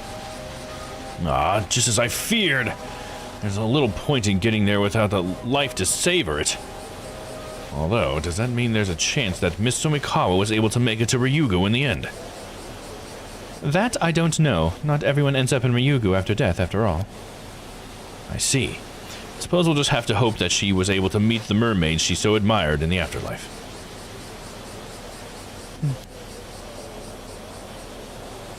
That would be all I can tell you there. Are you willing to give us your curse stone now? Well, knowing that you have no chance of meeting a mermaid now has thoroughly dashed all my hopes and dreams.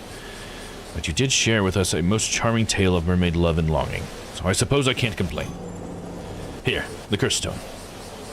Thank you. Soto, could you take a look at it for me? Very well. I see.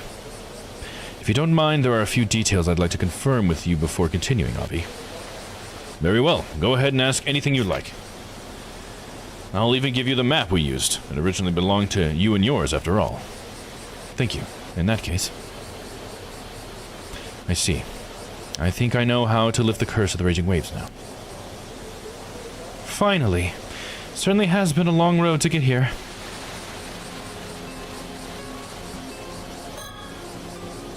Ma'am, about the curse of the raging waves.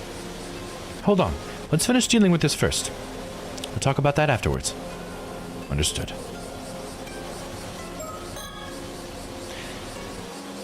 Phew, we've finally gotten hold of the Forsaken Fish Curse Stone.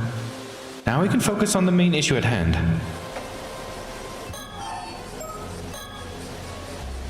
Still, you certainly are knowledgeable about mermaids. Where on earth did you get all this information from? Well, let's just say I have my sources. Suppose we can put this down to the vast knowledge of the Paranormal Affairs Bureau as well, eh? Ah, he hasn't realized yet. What do you mean? It's nothing. Don't worry about it. I think she is Nagami. I think that's what she's saying, because that's what I was thinking a second ago. It's like, I think Yumiko is Nagami, and the psychic that fell in love with her or whatever was maybe the guy that she's married to or whatever, because she's married to a psychic. So she could be the mermaid. Like, he's talking to a mermaid right now. And Nagami does have those eyes where she can see paranormal stuff, so maybe that's part of being a mermaid. I don't know. Maybe I'm wrong, but I think that's what Cersei's saying. Like, that she's hinting at a little bit.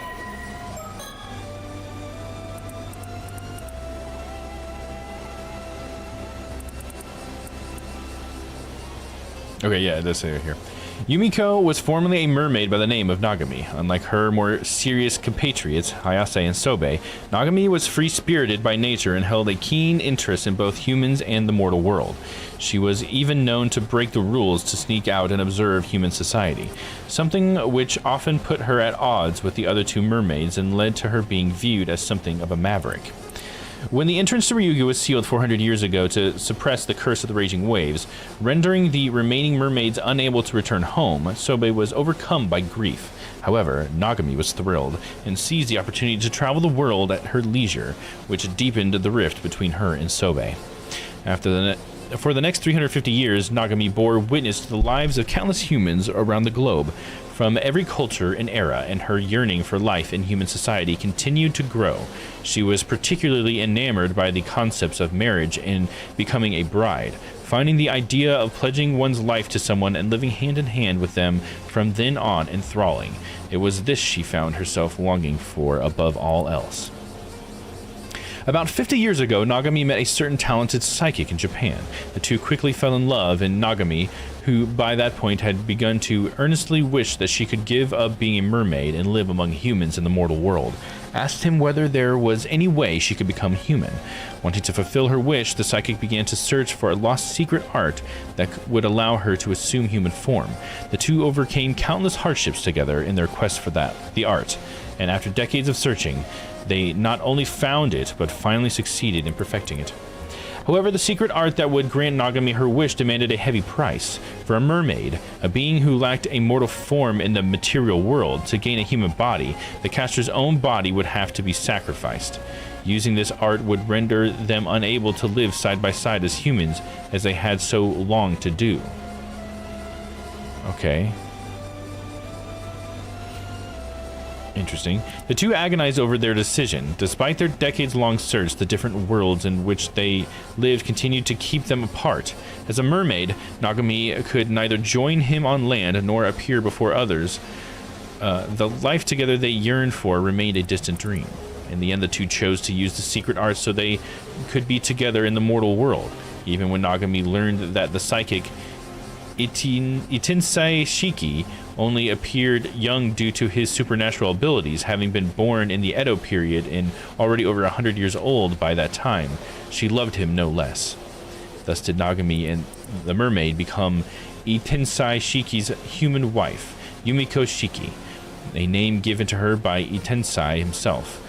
Although the process of gaining a human body meant she lost many of the memories and abilities she had possessed during her time as a mermaid, she retained all the memories and feelings from her time spent with Itinsai,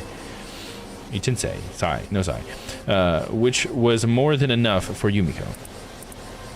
Since then, Yumiko has enjoyed a fulfilling life with her human nature and her relationship with Itinsai, bringing her immense joy. Because of this, she is insistent that her primary identity be that of a housewife, to the extent that she always chooses clothing that will allow her to return to tackling housework at a moment's notice. That's funny, because she does constantly insist that she's just a housewife. However, the human body she has gained still differs from those of regular humans. Although she appears to age slowly compared to those around her, it is entirely unknown how long her lifespan will end up being.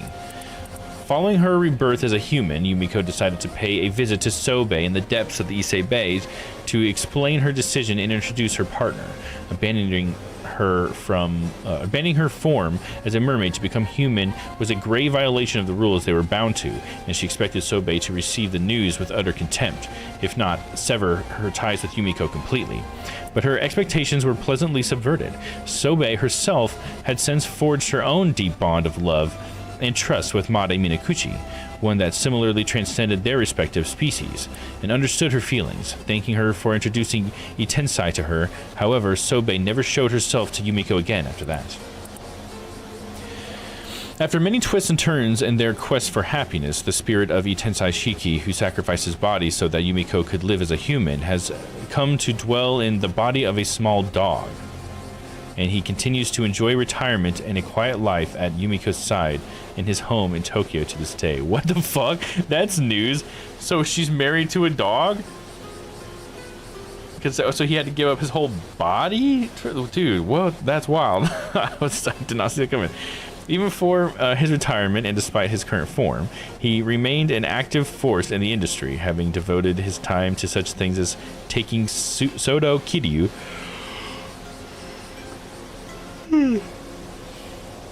on his protege after discovering his potential, assisting with management of the Paranormal Affairs Bureau for old time's sake, and sending Yumiko who knew of the Bureau and the work it did to help out as one of its members. Dude, it's wild. Now, I guess we had some stuff with Kikuko as well. I didn't read, so let's read that. The latest update here. Alright, this is about Kikuko, the murderer girl. While aimlessly drifting from job to job, unable to find something she wanted to do, Kikuko happened to meet Kippei Ikoma, who was the president of one of the companies she ended up working for. It was then that Kippei revealed a surprising secret to her. Kikuko was in fact the illegitimate child of a wealthy tycoon, one Yoshiatsu Yamashina, and had been entrusted to a childless couple to raise as their own. Kikuko had always believed herself special in some way, and learning that she was originally of high birth only served to validate that belief, leading to her developing a strong sense of pride. Upon learning of Kikuko's background and taking note of her dissatisfaction with her current lot in life, Kippei opted to try to make her his pawn by skillfully manipulating her sense of self-importance. His endeavors paid off. Tired of what she had perceived as a stifling, monotonous life, and driven by both her ambition for Kippei and not ambition, why did I say that? Driven by both her admiration for Kippei and desire to be recognized by Yoshiatsu so she could live the life she believed she deserved, Kikuko agreed to return to Kamishima and act as his agent there. Fueled by her ambitions and exhilarated by the sense that she had become the star of one of the spy movies that had been so popular in her childhood, Kikuko's mind was set. She no longer cared if people died or her hometown was destroyed, as long as it meant she could fulfill her goals. What a bitch! It's cool to find out Yumiko is actually Nagami. Let's move on to the topic of Circe's curse stone, shall we? Oh, right. Here it is. One of the locals we ran into earlier was planning to use this curse stone to cause a massacre, so we confiscated it. Goodness! That's far more disturbing than I was imagining. Sounds like you were lucky to escape unscathed. Where is this local now? We managed to subdue her after taking her curse stone. I don't think she'll wake up for a while. So, could you get someone to come and take her away? Alright, we'll make the necessary arrangements later. So, who was this would-be mass murderer, and what exactly was she planning to do? She said her name is Kikuko Tsutsui. She didn't have any spirit sense to speak of, though. She tried to use her curse stone to get Avi to tell her what he knew about mermaids. But we managed to fend her off and take it from her. Huh, she's lying. That's right, she had hand mirrors and business cards marked with a symbol that serves as the target for the curse. They handed them out around the island in advance for whoever she needed to activate it. Sorry, for whenever. A premeditated crime, in other words, and quite a thorough one, too. It's quite a dangerous position you were in. I'll say, if we hadn't caught on to her intentions, I no doubt would be sleeping with the fishes by now. Such is the nature of dealing with curses, I'm afraid. You never know when you might end up a target. No need to tell me twice. We had quite enough of curses by this point. A prudent attitude. A curse's corruption starts from the heart. Indeed. I'll be sure to remember that. Did you learn what this Kikuko was after in the end? To be honest, I wasn't all that sure myself. Apparently she was looking to get her hands on a mermaid to impress some tycoon called Yamashina. She seems to be looking for a way to become immortal, or he seems to. What? A tycoon called Yamashima who wants to become immortal? It couldn't be. No, you know him. Did she mention where she got the curse stone from? Could Yamashina have given it to her? Actually, it seems like that was someone else. As Kikuko would tell it, she's Yamashina's illegitimate child, but he refused to acknowledge her. While she was pondering ways to gain his approval, this young CEO, his apprentice, swooped in. He offered her a sympathetic ear. And a curse stone to use to accomplish her goal. I think that was the long and short of it. Something like that, yeah. What? So, there's someone else involved? Turns out we knew the CEO she was talking about, too. We were pretty shocked. So the CEO was the original owner of the Cursed Stone, was he? What is his name? He's a young man named Kipe Ikoma, although I dare say young isn't the first word that would come to mind when looking at him. What? Kipe Ikoma? It can't be. Huh? You know him too? No, perhaps they simply share a name. The Kipe Ikoma we know would have died 6 years earlier.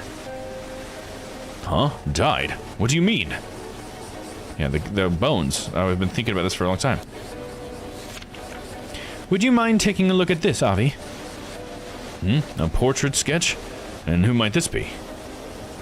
The Kipe Ikoma you know wouldn't happen to look like this, would he? Kipe Ikoma? Oh, no. He doesn't look like this at all. Yep, this isn't him. I see. Could you give us the cursed stone you have, Cersei? Sure. Here you go. Soto, would you mind taking a look at this one too? Of course. Sucks in all the energy. This is the curse of Tomoshige, and it has the power to cleave its targets in two. Ma'am, this is it. The curse from the Toba case. I thought so.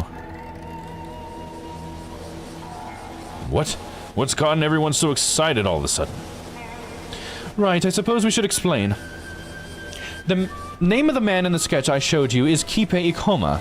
He was killed 6 years ago, and his skeletal remains were recently found in Toba. The cause of his death was a curse, one that kills its victims by slicing through them, bone and all. In other words, it's highly likely he was killed by the curse within the Cursed Stone, the curse of Tomoshige. Huh? Wait, but wouldn't that mean... You're telling me that this Kipe Ikoma was killed 6 years ago by a curse wielded by Kipe Ikoma?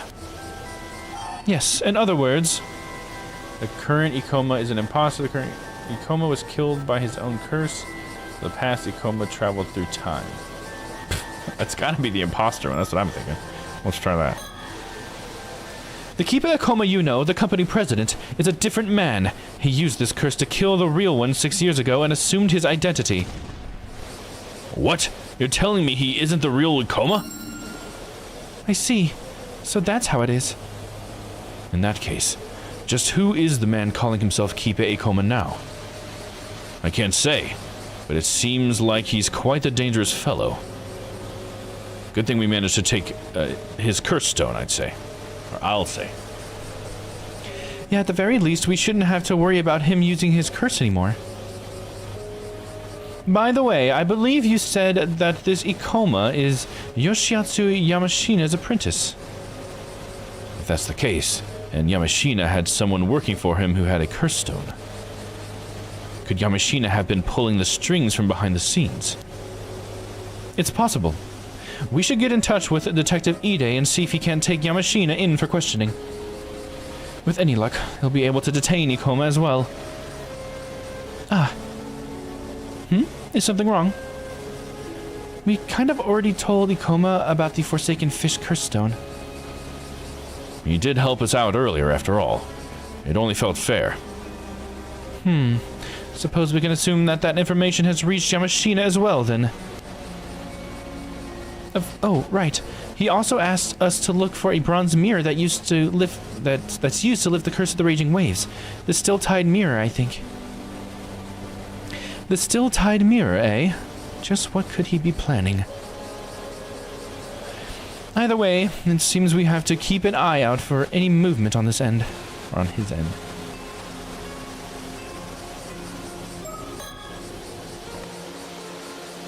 Okay, same thought. Should we see what Soto has? No, Soto's... Okay. Just Cersei. Ah, yes, we were hoping you could do us a little favor, Cersei. It seems you don't have a mermaid to be searching for anymore, so perhaps you could use that extra time to help us out. What do you think, Avi? Very well, permission granted. How kind of you. It's nothing strenuous, I assure you. We just want you to find out Kipa Ikoma's current whereabouts, that's all. Oh, so just an ordinary chore then. We want to focus on getting the Curse of the Raging Waves lifted as soon as possible, you see. It would be a huge help if you could pin him down, or if you could pin him down in the meantime. He's definitely up to something, and most importantly, you know what he looks like. We'll ask a detective from the May Police to look into things there, too. But one can never be too cautious. Both his true identity and the goal remain unclear. Be very careful when dealing with him. I guess that means we'll have to go back to the mainland for now. We do have some time left before the last ferry is set to sail, I suppose. Okay then. I do want to find out what's going on too, so we'll see what we can do there. It seems we'll be helping you out with your work then, in that case. Please do consider putting in a word on my behalf. Alright, I'll see what I can do. We appreciate the help. If you learn anything of note, leave a message at the station, alright? Got it. I suppose we should see about lifting the Curse of the Raging Waves, then. Let's get in touch with the Detective Ide first. We can find Wakamura after that and see if we can't get him to cooperate. Understood. Let's be on our way, then.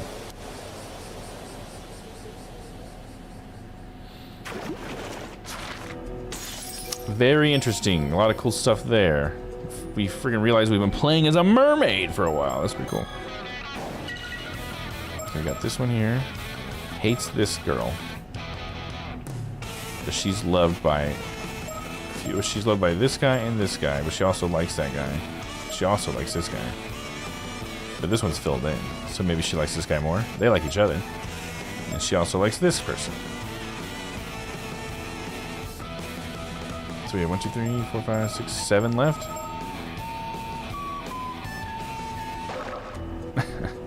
Alright. Well, that's where we're going to end it this week. Looks like we've got Point of Contact next, so I think Sato at some point is going to like cross paths with Avi. I don't know, maybe. And we still have a path we could take in possessions. We'll explore that next week, probably. Whenever it seems prudent to do so. But yeah, that was fun. Very interesting. Learned a lot. So yeah, I hope if anybody checks this out, I hope you guys enjoyed playing along with me and finding out the story. I'll be here next weekend as well, next Sunday at around noon Central Time, US. If you guys want to come join me live, I stream on Twitch and on YouTube. But I keep the VODs on YouTube if you want to see any of the past episodes or anything. So feel free to check that out. Other than that, you guys have a good day, and hopefully we'll see you next week. Bye-bye. Oh, let me save. Gotta save. Gotta save for the right slot.